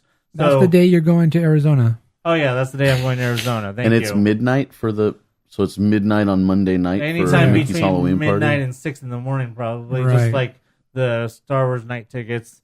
And so you got that. Then by noon, you have to buy your Star Wars Celebration tickets. And here's the kicker. All hotel blocks also open up at noon on June 5th. So, Good luck. yeah. And if But I would say buy your hotel tickets for hotels first. Exactly. That's my thoughts exactly, and that's exactly what I want to It's tell not going everybody. to sell out. If you have not thought this through, Star Wars Celebration, unless you want like Jedi Knight or Jedi Master package or whatever the hell the higher expensive packages are going to be, unless you specifically want one of those, there's no way that Star Wars Celebration is going to sell out the first day. I would definitely highly recommend, if you haven't already thought about it, that you need to get your hotel first. You must book your hotel first. If they are putting the hotels and the tickets on sale at the same exact time, you need to get your hotel first, because if it's anything like San Diego Comic-Con hotel, So these hotels are not Hell Day or- selling. They're not selling no, hotels. they until that presumably they already have. Presumably they're doing something similar to what the Marriott, where Gallifrey, the Doctor Who convention, does, where they basically keep the whole entire weekend unbooked until after they've sold their convention blocks. So presumably they either have several floors that are already reserved for the convention, or they're not selling anything yet. So because I looked it up, and the Hyatt, I guess it's called, is one of the best ones. And I looked it up, and they were like, there was no rooms available. So it looked like well, they'd already right sold them now all. everything will say that there's no rooms available. But then on June 5th at noon, all of the blocks and all of the partner hotels, which definitely include probably those 4, and then maybe some of those outer ones you were talking about, all of those rooms will become available at noon. So like I said, if you want to make sure you're going to get a room in one of the partner hotels, you need to make sure you do that first. Then once you guarantee that you have your room, then go buy your Star Wars Celebration ticket, or have one person doing one and you do the other. So yeah, so June 5th, I would consider that for all people who are doing both these things. Wow, good luck. Yes. So Not going to happen. yeah. Now that brings me to my other reasoning for Star Wars Celebration happening, because I just want to mention real quick that it is April 11th through 15th. There is a pretty big consensus from people that have been to Chicago in the second week of April that the weather cannot necessarily be kind Oh no, it may not to be nice nice. That it easily could be in the 30s. It could easily be snowing. yet. That's stupid. It could easily be extremely cold. It could easily be extremely windy. It could easily be, as I made a reference to Denver earlier. Well, the very first Star Wars Celebration, which was in Denver, there is notorious stories out of that about people getting stuck in either the hotel where the convention was or their own hotel because a blizzard hit Denver at exactly the same time as Star Wars Celebration. I mean, there's going to be One- the random stuff, but somebody should have checked the Farmer's Almanac. There's a weather catalog of previous years that basically Well, gives this you the brings me chances of to something my occurring this brings again. me to my ultimate conspiracy theory, which brings us to our next big announcement. Was that today we got an announcement that for sure Star Wars Galaxy's Edge at Disneyland will be opening summer of 2019, and that Galaxy's Edge in Florida will be opening, late fall of 2019, which pretty much jives with most of our original predictions. They're supposed to be 6 months apart, supposedly. I still believe that they originally wanted to have Galaxy's Edge open in April here. here, Yeah. so that they could basically do a stick it to Universal to show them this is how you open a new land in April. Right. And but we know for a fact that because of last year's rains in spring, we know for a fact that put them 6 months behind. And then we're actually hearing some rumblings now that they may be still behind, and that they are testing vehicles but the vehicles they are testing rides, but the rides are not working correctly. Here already, they're doing ride testing. They're already redoing ride testing here. We have the cranes are down. I don't know if you noticed the other day. The crane, there's one crane left, and it's the little one. Oh, cool. The But big so we do have confirmation that they are testing rides, but we do have confirmation also that the rides are not working. And so that definitely supports my theory that they wanted to originally open it earlier, but now they're saying summer. It's very vague, and summer could be anywhere from end of April. It could be anywhere from May the 4th all the way, although I think it would be May the 5th or whatever it falls on next year. It would be anywhere from around May the 4th to Memorial Day to June 23rd, like Pixar Pier, Right. or even early August if they really get backed up. So they give themselves a huge window of which to open. Now that brings me back to my conspiracy theory with Star Wars Celebration, that you think it's a coincidence that we get the announcement about Galaxy's Edge opening in summer 6 days after they announced that Star Wars Celebration will be in Chicago in April. I don't think so. I think at some point corporate came to a conclusion that there was no way that they could have Star Wars Celebration, Galaxy's Edge open at a time when they want to have Star Wars Celebration, and that's why it took so long for the announcement to come. Well, also a time when they could have Star Wars Celebration in Anaheim near the time that the Galaxy's Edge was opening. That's basically what I just said. They couldn't handle both at the same time. That's right? basically what I just said. Well, it's not that they couldn't handle it. I mean, geographically, it makes more sense to ship all the Star Wars fans to Chicago. Well, it does. No, but my point is that Star Wars wasn't going to be ready. Oh, if they wanted to originally have Galaxy's Edge open in April, like I think, then they could have had Star Wars Celebration in April here in conjunction, and they could have sold all kinds of preview packages we and talked stuff. about that 6 months ago, yeah. Right. So all of that stuff that we talked about a long time ago could have come to pass, but now they've come to the conclusion that there's no way they can get Galaxy's Edge open early enough to have Star Wars Celebration here. So it was like, okay, well, what's our secondary choice? Midwest somewhere. Okay, we'll take whoever has the space in April. Oh, they might be snowing there? Pretty well. much. So, I mean, it's like, so that's my conspiracy theory, is that, trust me, there is no coincidence that we got the announcement of Galaxy's Edge for summer of 2019, 6 days after the Star Wars Celebration announcement. I'm telling you, the Bobs are in an office somewhere going, where there's are we zero gonna do with all coincidence. these and Star also, Wars fans? I also want to point out, too, that video that they posted today, that's the same video that that they showed us at the end of the live action panel at D23 in 2015. That was the Star Wars Land announcement video that they showed us. Oh, okay. I think it's the same one they showed you guys in the.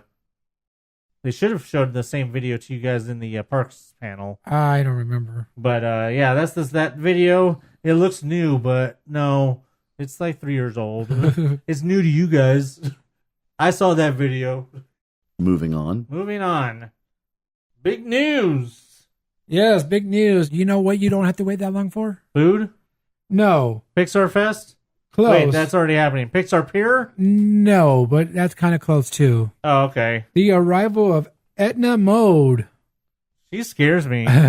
From The Incredibles? Yes, she's going to be arriving. We know they announced it a while back that she's going to be coming to the parks, and now they announced that she will be coming this summer. This is in the sense of character meet and greet. Yeah, you'll be able to meet her, take some pictures with her, and yeah, a lot of people say she looks scary, like Anthony is saying.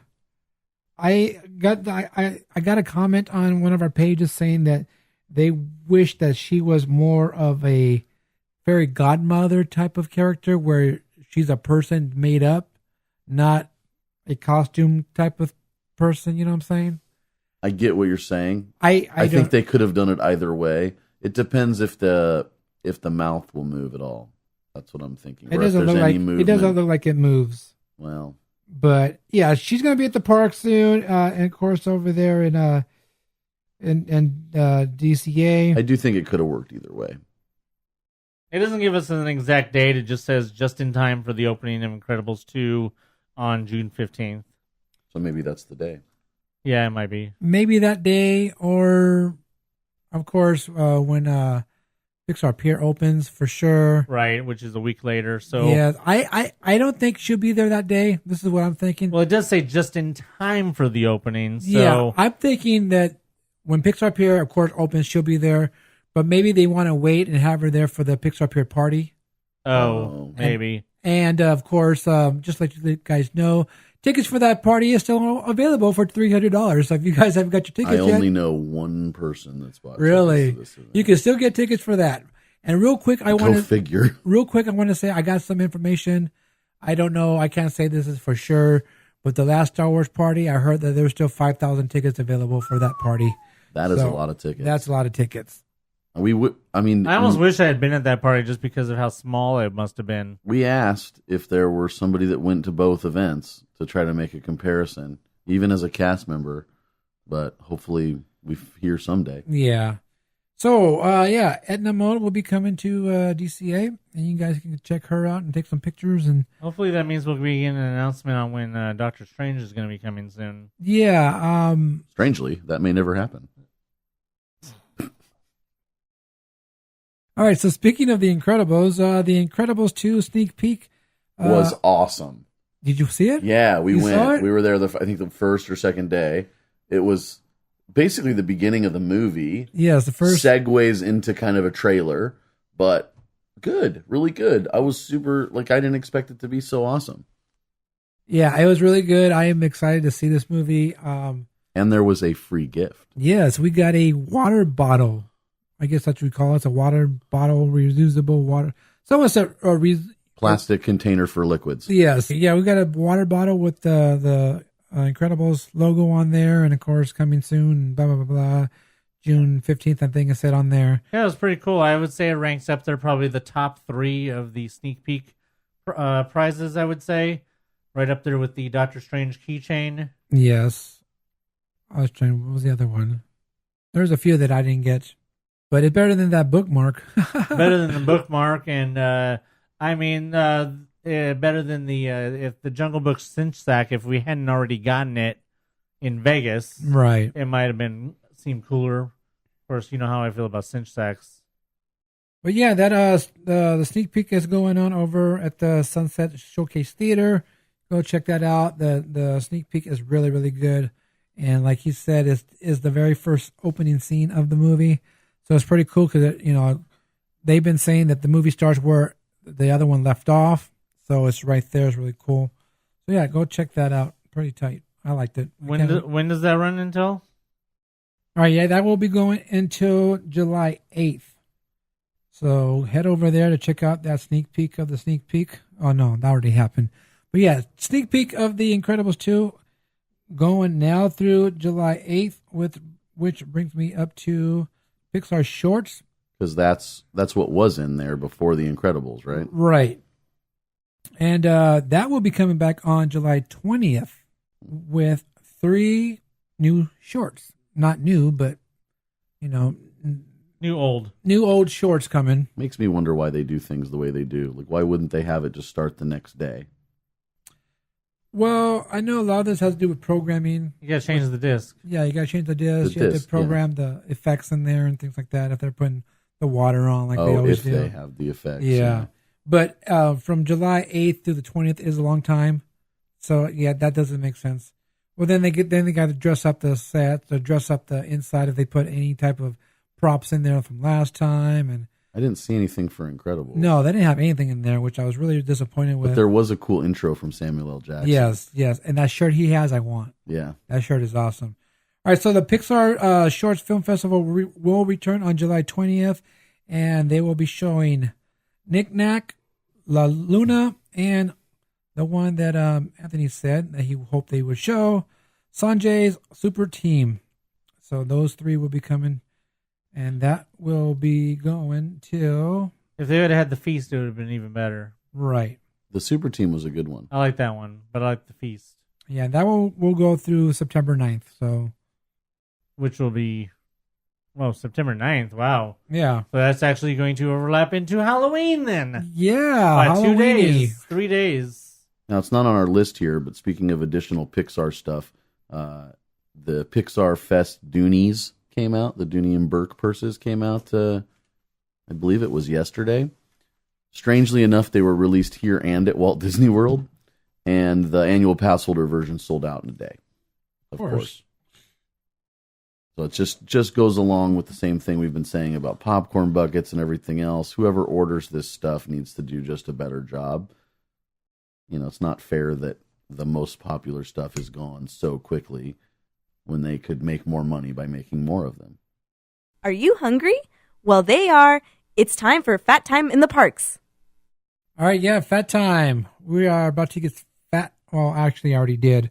I had some toasted peanut butter sandwich crackers. They're really delicious. And I also had a little cup of strawberries and some cashews. I like cashews. And I washed it down with a vitamin water. That is vitamin water. That's a lemonade flavored vitamin water zero. It was really, really good. I suggest you try that because it was yummy. But anyway, back to Fat Time. We got the announcement that the mobile ordering service at the parks has started. Now all you got to do is go to their Disneyland app and order your food. And then you just say, hey, I'm here, and you pick it up. Chug-a-lug-lug. Pick it up really quick. Now, we had gotten kind of a slight heads up that this was going to happen. I don't even remember. Did it end up being the week that it said? No. Or no, it actually been. That was still off then. Yeah, we got we heard that was going to start. It said next week, which was last week, right? And it didn't start. And I kept looking at the app to see if you get an update, and we never got it. And then finally, and then all of a sudden, out of nowhere, again, we got a tweet on Monday saying, "Okay, it's starting."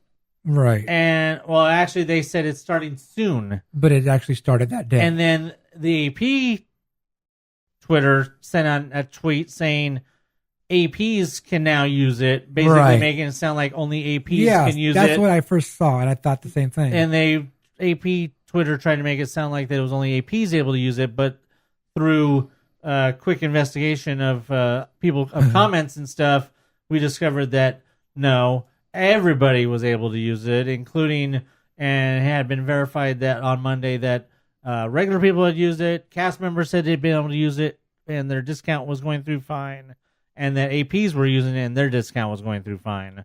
All right, so if you guys haven't updated your Disneyland app, make sure you go and do that. If you're an annual pass holder, make sure you have all that information in there, and you will have to have your credit card stored in there.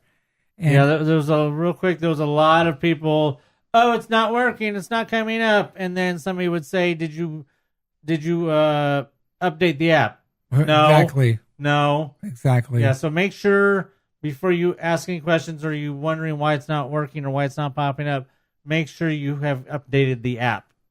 All right, so I'm going to give you the locations that you can do this, where you can use this at. In Disneyland Park, you can use it at Bengal Barbecue, Galactic Grill, Gibson Grill Ice Cream Parlor, Hungry Bear, Jolly Holiday. All of those would be great locations because the lines get stupid. And the Red Rose Tavern. Especially at the Galactic Grill and also at Bengal Barbecue. Specifically, the lines get really bad. Over at DCA, you can use it at Award Wieners. You can use it at Clarabelle's Hand-Scooped Ice Cream. Cocina Cucamonga. Corn Dog Castle. Yes, yeah. I like that.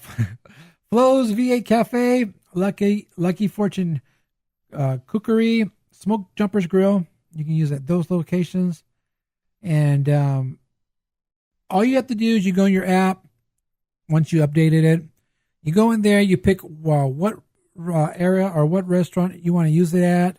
You can pick, a hamburger. You can pick this and pick that. You can also put down, I want a hamburger without lettuce or whatever. You can customize, and you send it in. And they actually, it's just kind of like a fast pass because it gives you times of when you want to pick up your food. So let's say you order it at 11 o'clock and you want to pick it up at 1. You choose 1 o'clock. once you get over to, let's say you're going to Galactic Grill.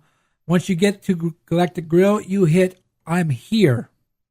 Once you hit I'm here, it's going to send it to the kitchen and it's going to start making your food. So you're not going to, it's not going to make it ahead of time knowing that you're going to be there at 1. It's because they do want to give you hot food, not something that's been sitting there and waiting for you. So once you get to Galactic Grill or any location you're going to, you hit I'm here. It will start making your food and let you know when it's ready. And from what I'm hearing, people are getting in within 5 minutes after they say I'm here. I know Michael, the OG mail guy, used it today. He did not send an email to let me know how it went, but I know that he used it and he said it was pretty quick. Other people I've seen use it saying the same thing's pretty quick. So now I just want to make a note that I've seen a lot of people, I don't know how to use this. And I've literally seen people say, I don't know how to use this. And then people will go through and try to explain the whole entire thing to them on a comment on Facebook, to which I would say, you're stupid, because if you can't figure it out, then you're stupid. Because if Michael can figure it out, then, well, if a caveman can do it. Exactly. That's Michael's words. So anyway, you know what? If you saw the Disney Parks blog, the post, it has a video right there that shows you how to do it. Just like when Max Pass came out, they have a video to show you how to do it. So check out the video. We posted it on the Facebook page. Don't worry, it's all the same people who couldn't figure out Max Pass. I agree with that. I'm pretty sure it was. But you know what? I think it's a great idea, especially for ice cream. I always want to get ice cream, but the line's too long, and I don't want to wait for ice cream.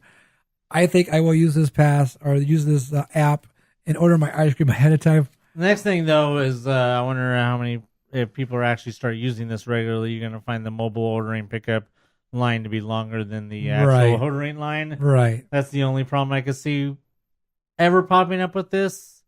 But I mean, presumably, if the food's already done when you're picking it up, then it should be boom, boom, boom, and hopefully you don't have as long of a line. But it could be like the Fast Pass, where people the Fast Pass lines have gotten longer since Max Pass started. Big time.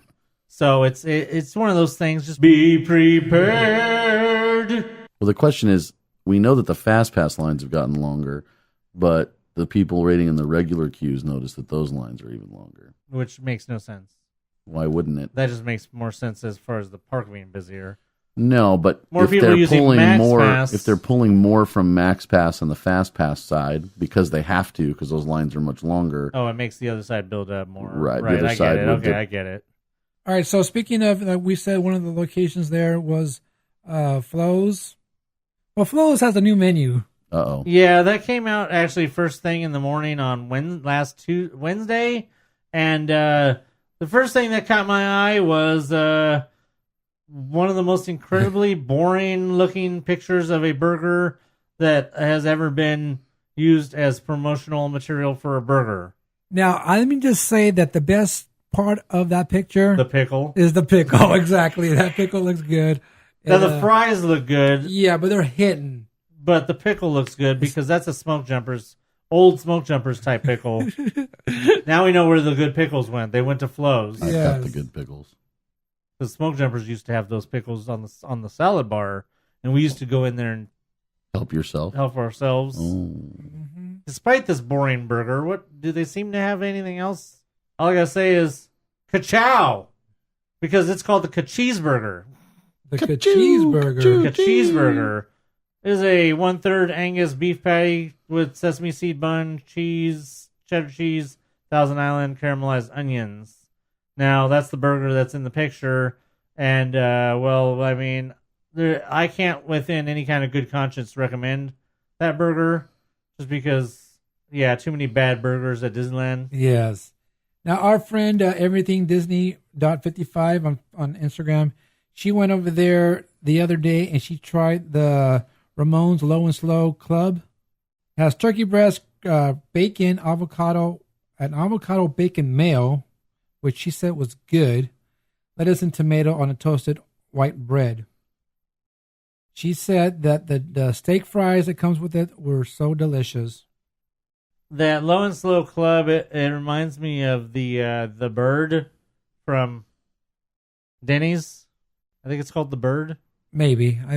There's The a sandwich bird that looks is the exactly bird is like the that at Denny's, and it looks very similar. And besides that, I just want to note that that's on white bread, toasted white bread, Racist. which brings us our third Blues Brothers reference of the podcast.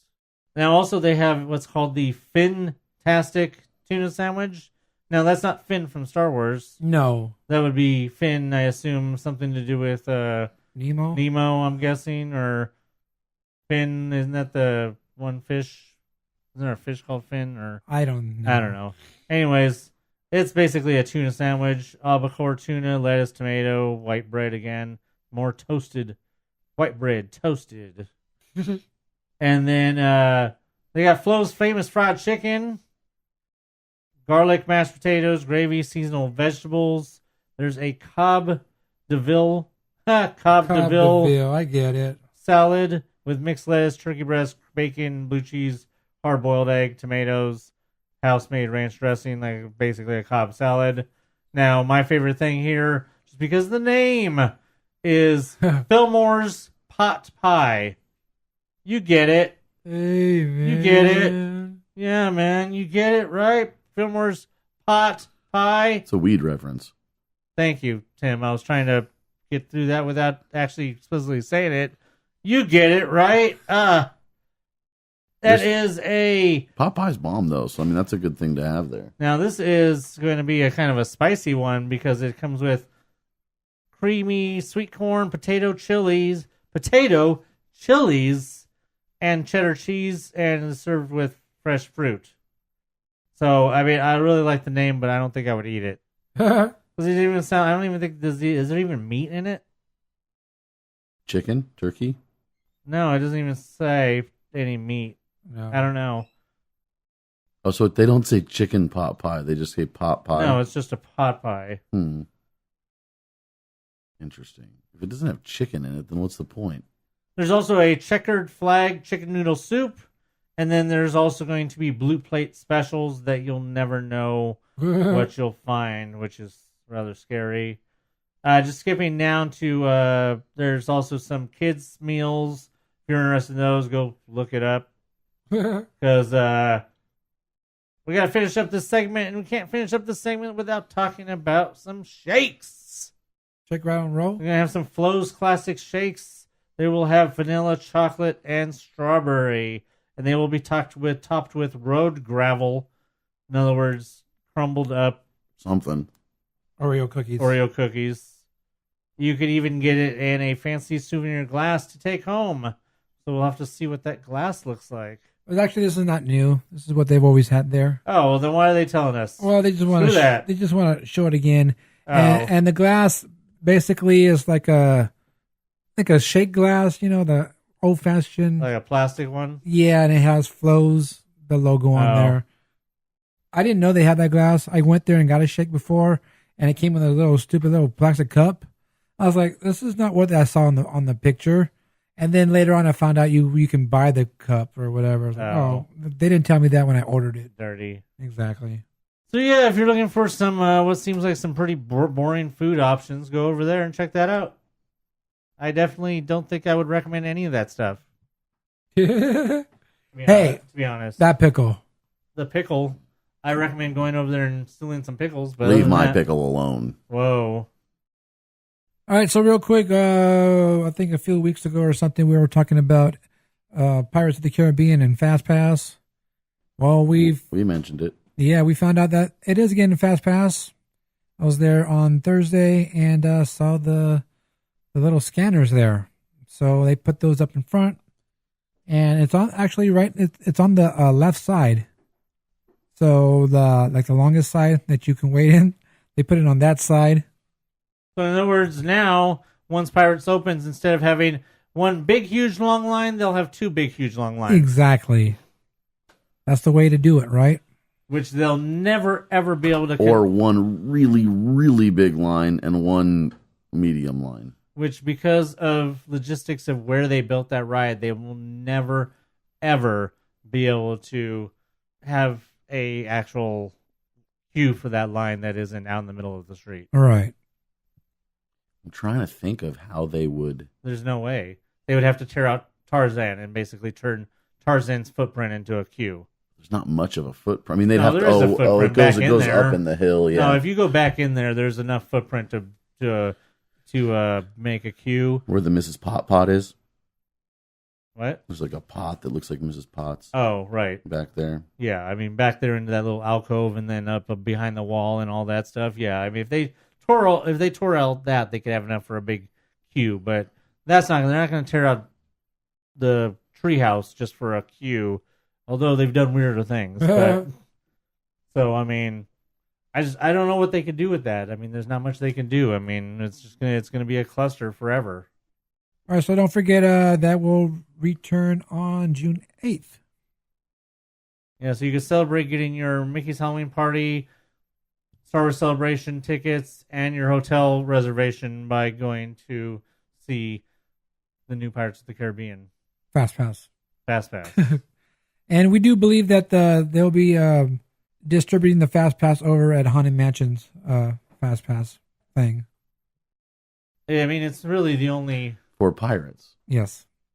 That's a distance. A little. I mean, it's not too far. Okay, so but where's Small World's at? Well, I don't know. I haven't been since they It's added at it. Haunted Mansion. I mean, it's at Matterhorn. That's the same distance. Oh. It's actually less distance from Pirates to... Yeah.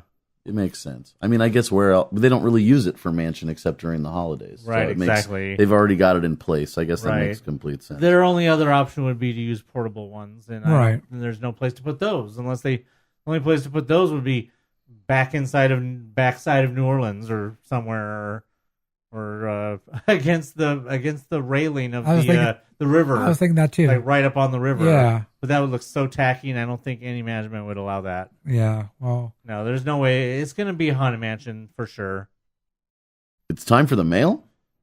It's time for the mail. And our first email comes from... Wait.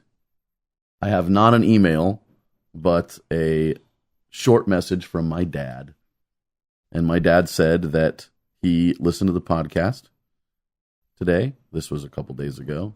And he said, "You were very good." And I said, "Hey, how am I good?" And he said, "You have a good voice and you're funny, and the three of you guys work really well together." So I wouldn't have said anything had it just been compliments about me. But he said the three of us work well together, and he's not a Disney guy at all. You've told me that before. But yeah, he likes to say that he's gone to Disney for the last time. Yeah, you said that. Even though we've gotten him to go since then. But nonetheless, he listened because he was interested to see what it was all about, and he likes it. He thought it was good. Cool. And then he said, "I need to record a demo." We've been trying to do that. Yeah. Where you get deep with it. We haven't done that in a while, right? Getting deep. All right, so our first email is from Giselle the Gazelle. Woo! Her subject line is $2.99. She says, "MousePIRE, where have you guys been?" I'm kidding. It was me who was the no-show. Pretty busy with the end of the school year wrapping up, but I did manage to make it to the parks on Saturday. I did some shopping and had some lunch. I saw that they just started using the order ahead plan on the app today. Score. I hope that things work well because I hate waiting in line, especially when I'm hungry. Maybe this weekend I'll try it out at the Bengal barbecue. $299 for what? Exactly. Pass. Hard Hard pass. Hard. The hardest of passes. I'm saving all my pennies for the Halloween tickets that are about to go on sale. Summer means that my sisters will be here soon, and then we will go to Florida. Literally all we can do in the summer is go to Disneyland for a few hours most of the week, so I'll have plenty to share and show you once they get here. All right, so she says, what are you guys most excited for from Pixar Pier? I'll be better at writing in. See you next week, G. I'm excited for all the cool new merchandise they're holding out on. Of course. I love to see all the little stuff that they come out with. Like any cool thing that they make enough of for more than one person to get is cool with me. But that'll be nice to have the coaster back. It'll be nice to be able to get to Midway without having it be a dead end down there. It's not like they're going to open the new Inside Out attraction right away, so that's not on the list. But Anthony, I don't really care about any of it. Not even the new blue raspberry things that they've been waiting in line for hours. Those lines were really long. Was it your video that showed that? For the ice cream? Yeah. Oh. The abominable... None of that is worth that standing line that long for. It was worth it, so... It really was? Yes. That much? Wow. Oh, 29 minutes for that? Oh, no. We're talking about people staying in line for an hour. I saw one... I don't know whose video. Was it your video or somebody else's? Where it was like all the way to Mermaid. For that? Yeah. I'm not standing in that line. It was all the way to the Little Mermaid, like early in the day, too, when they first opened, yeah. That's crazy. I don't stand in line for nothing like that. The only other thing, they were saying it was for that. The only other thing it could have been for was Cove Bar, but I can't imagine. I just don't understand, because the line was going the other way. Yeah, so it was going... Coming this way doesn't make sense. Not if it goes down to the wall and then swings back. You swing back. On the Cove side. Maybe it was Cove Bar then, but it was all the way down. Yeah. All the way down to like the middle of the World of Color viewing area. I don't know. So anyways, yeah, Incredicoaster, I guess. Yeah. It's just a bunch of retheming to me. I mean, I have nothing. I have no motivation for caring about Pixar Pier at all. I mean, you know what I am excited about is the to be Luxo honest, Ball. The Inside Out ride, I probably won't even be able to go on it. So the Luxo Ball is what I'm most excited for. I've changed it. The what? The what? The Luxo Ball. It's the Luxo Ball, and they're gonna have like one where where it's wet and you move it and stuff. Oh, okay. One of those, like in Tomorrowland. The only thing I'm looking forward to, I want to talk to Luxo Jr. up on the entrance. I want to when he comes out. I know he's not going to be out for a while, but the lamp. Yeah, the lamp. I want to talk to the lamp. Is that a real thing that's going to happen? Were you not paying attention to that episode? Probably not. What else is new? Well, I would say I'm ready to go on the Incredicoaster. He's just going to be squeaking at people, or like you'll know when he arrives in July. All right. But yeah, I would say Incredicoaster. That's what I'm excited for, and I actually want to go and get one of those parfaits again because it's really, really. I just know that I'm going to want to probably steer clear of that whole area for quite a while because it's going to be pretty crowded, and I may even use that opportunity while everybody's freaking standing in line for 3 hours for Incredicoaster. I might use that opportunity to go on Racers or Soarin' or something. Because Soarin's pretty BA. Those lines will go down as those other rides open back up. All right, especially Incredicoaster. All right, thank you for your email, Giselle, the Gazelle. All right, next email is from Dan, the mailman. Hello, Dan. And his subject line is, "This is why we can't have nice things." Yes. Well, I don't know what he's talking about, but I'll agree. He says, "Dirty-ass people like that lady who stole that stroller ruin it. Automatic dirty award goes for her, not even knowing how to fold it." Oh, he's talking about that one. Okay. I did just read a post where somebody was trying to say that basically the piece of information we're missing is that the lady did in fact own that stroller and that she had just bought it too, and they both had receipts, and like there was some missing information, but I don't know if I believe it. All right, he says, "Now I know everyone's feelings about strollers, but they were necessary for me at one point. But for crying out loud, write your name on stuff so Disney security can pretend to do their job." I mean, if their name or number or something had been written underneath or like on one of the poles or whatever, there's nothing anybody could have said. Unless the thief lady could have proven that they had met up earlier and sold it or something. Well, I mean, I'm a person that's all about putting stickers and identifying my property, especially something like that. I mean, I'm gonna put a sticker on a car, or I'm gonna put a sticker on a stroller. I mean, yeah, if you got a high-end stroller or something and you're gonna go someplace like that, what are you doing anyways? I mean, these people are stupid. like I've sat in one spot one time. it's like quit taking your $300 stroller to a theme park where you're going to leave it unattended without and don't do anything about it, or just don't bring it or identify it somehow. It's like really just stupid.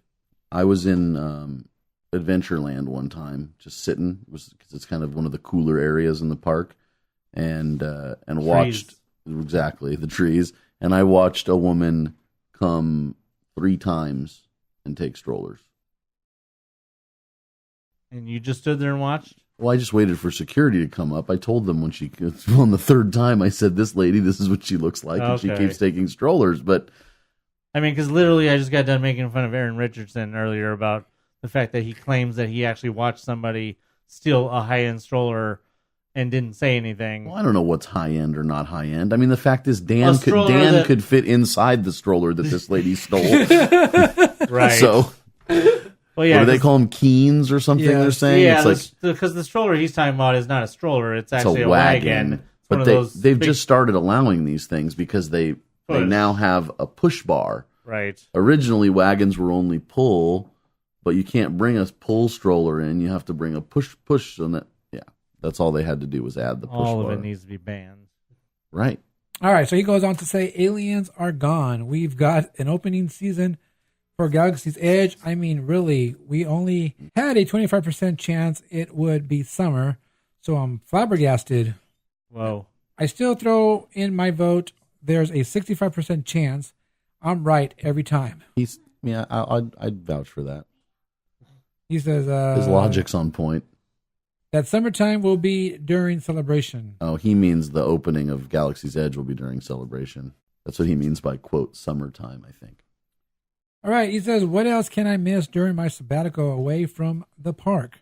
Next thing I know, I will be able to take pics with the redhead. Hopefully, finally get to the parks this Friday to watch some fireworks. Question, what is still a must-do at Pixar Fest? What is the most money you think we'll see to get in a day early to Galaxies? Until next time, World Heavyweight Email Champion Dan out. So how much? Yeah, how much money are we gonna spend to go to Galaxy's Edge? $4.99 Think it's gonna be $500 for the preview. Yeah. Yeah, And how many of those will they do? I don't know. You're talking about a much larger area than Pixar Pier. I know. That's why I'm saying $500. Oof. I don't know. That's the kind of thing where you buy it for yourself and you tell everybody else, sorry. Oh yeah, we're at the stage of Sorry, Rebecca. Sorry, Elizabeth. I'm just going by myself. We're at the point of like World Series tickets or Super Bowl tickets or Super Bowl like tickets. that. I think will be more than $500. Well, yeah, they would be, but I'm okay. Yeah, so like baseball but tickets. World Series you could do for $500. Something like that. Yeah. So I mean, it's like you're talking about something that's going to be so uber expensive that obviously only a few people are going to be able to go. They'd have to offer something more than just early access. There'd have to be some super cool piece of merchandise or more than like not just a pin, but they'd have to offer something, wouldn't you say, Diggs? Like that's really, really cool. Yeah, but are they going to? Because they can easily have this for $500 and say, "Oh, part of this goes to charity." They never take They don't even need charity. to say that. Well, they did it for Cars Land. Oh, did they? Yes. So Yeah, but that was like $59. yeah, that was back then when they weren't gouging people to go in. Part of it goes to charity could mean $1. I know. That's what I'm saying. They can easily say that and say, "Oh, We'll keep $5.98. All right, $500 is worth it because it's going to charity." When they just said part of it, I'm just saying they can easily word it that way to make people think, "Oh, okay, well, it's a good cause." A small portion. Exactly. As far as the Pixar merchandise, I don't nothing. No, what he said was the must do for Pixar Fest. I think he said something about must do as far as I think he said something about merchandise. No, he just said as far as Pixar Fest in general. Yeah, He was just talking about the aliens being sold out. Oh, Yeah. I mean, well, just yeah, I mean nothing. I mean their release of their stupid stickers continued with a new sticker. Which one is it this time? I don't remember. So far, I've seen Woody and Buzz and the ones that are on the maps, the Nemo and I think that's the newer Dory. one. They're I think supposed to it's the have one a from third. last week, the right? third one should be soon. The third one should be this week, right?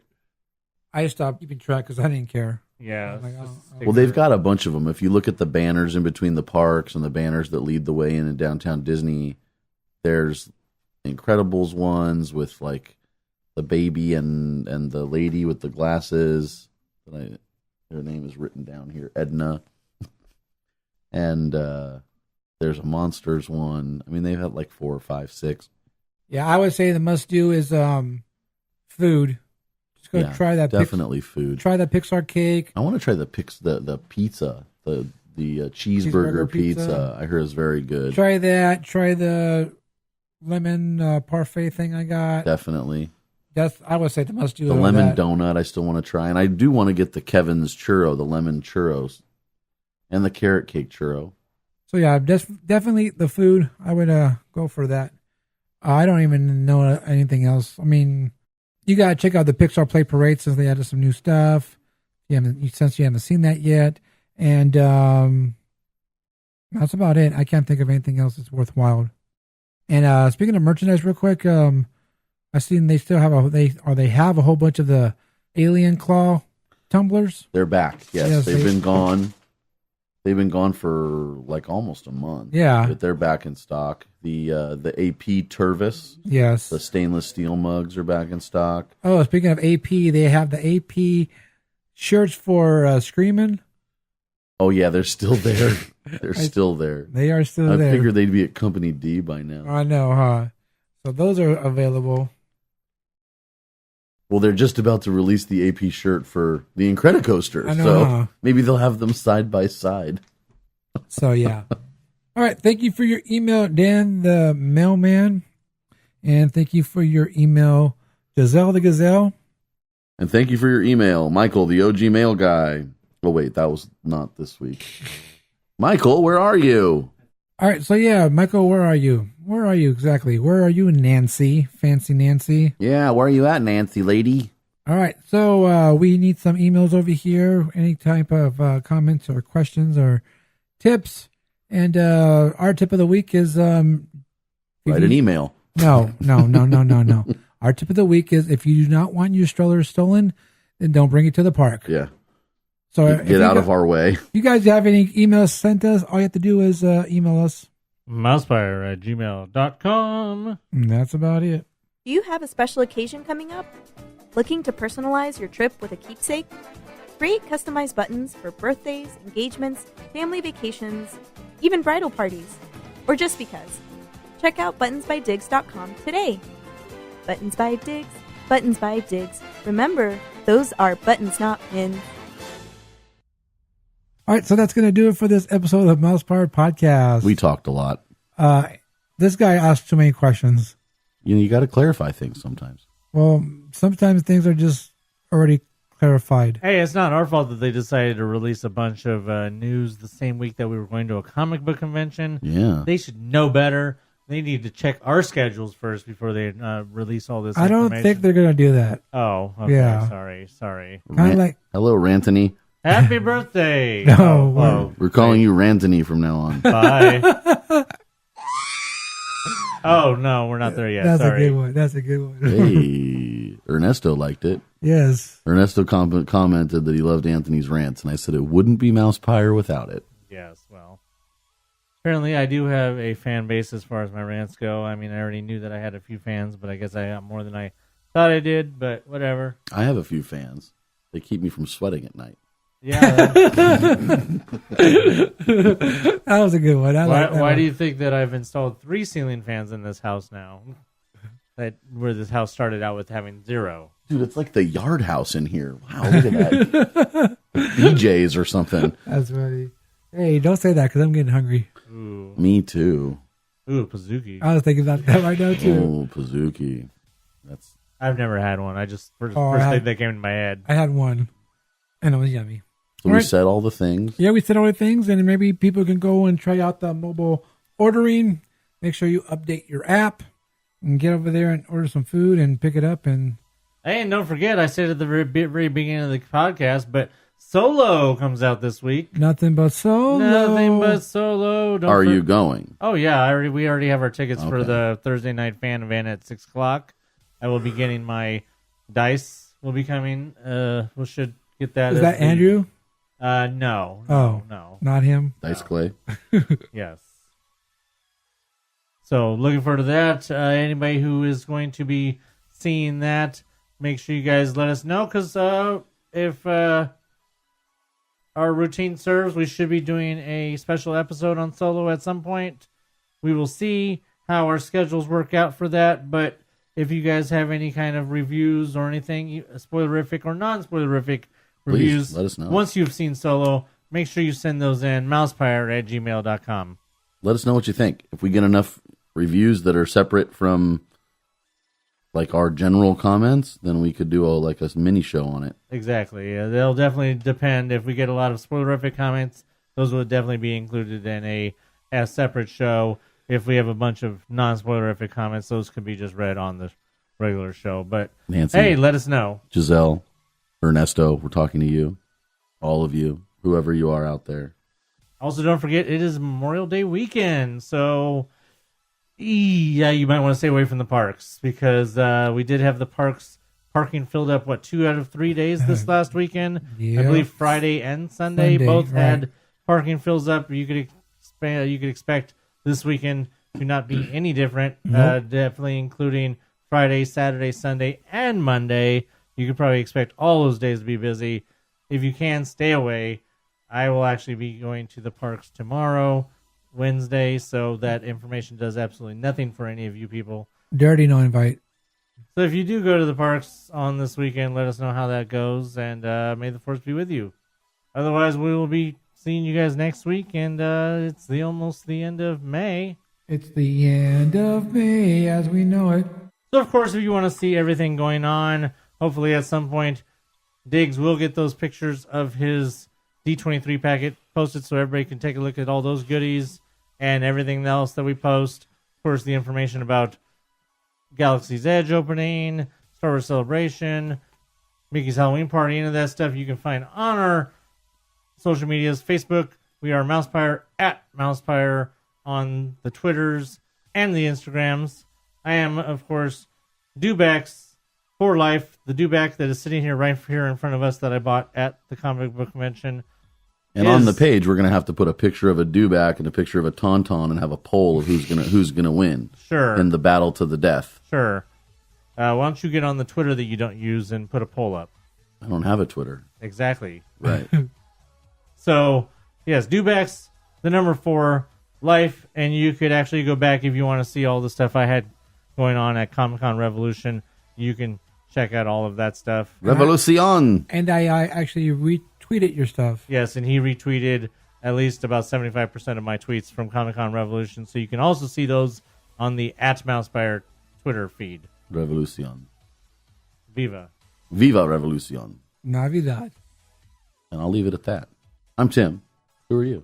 I'm Diggs, and you can follow me on... He's fresh and he's making noises. Yeah.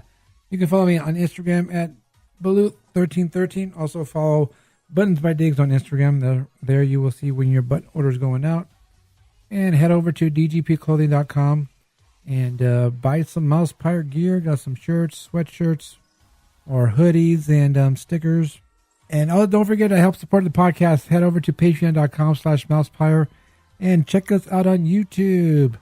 Just search MousePIRE Podcast and listen to our podcast there if you can't figure out how to do Stitcher and everything like that. And real quick, don't forget we are on TuneIn and on Spotify, supposedly. I don't know how that one works. But we also are on Google Play Music. I actually found a link for that for our podcast. And you can only go on there if you have an Android phone, I believe, because it wouldn't work for my phone. So I will be posting those links on when our episodes come out. So you can click that and go straight to our podcast from there. And don't forget to subscribe and everything on those places. Do this. Exactly. And until next time, remember, whether it's 25 or 64, you're the inspiration for having a Saturday in the park, because does anybody really know what time it is? So for Darkwing Duck, Wonder Woman, and Rita Repulsa, I'm Anthony. I'm Tim. I'm Diggs. Bye. Yo.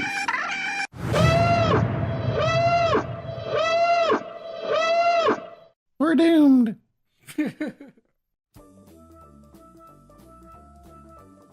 This podcast is intended for entertainment and informational purposes only.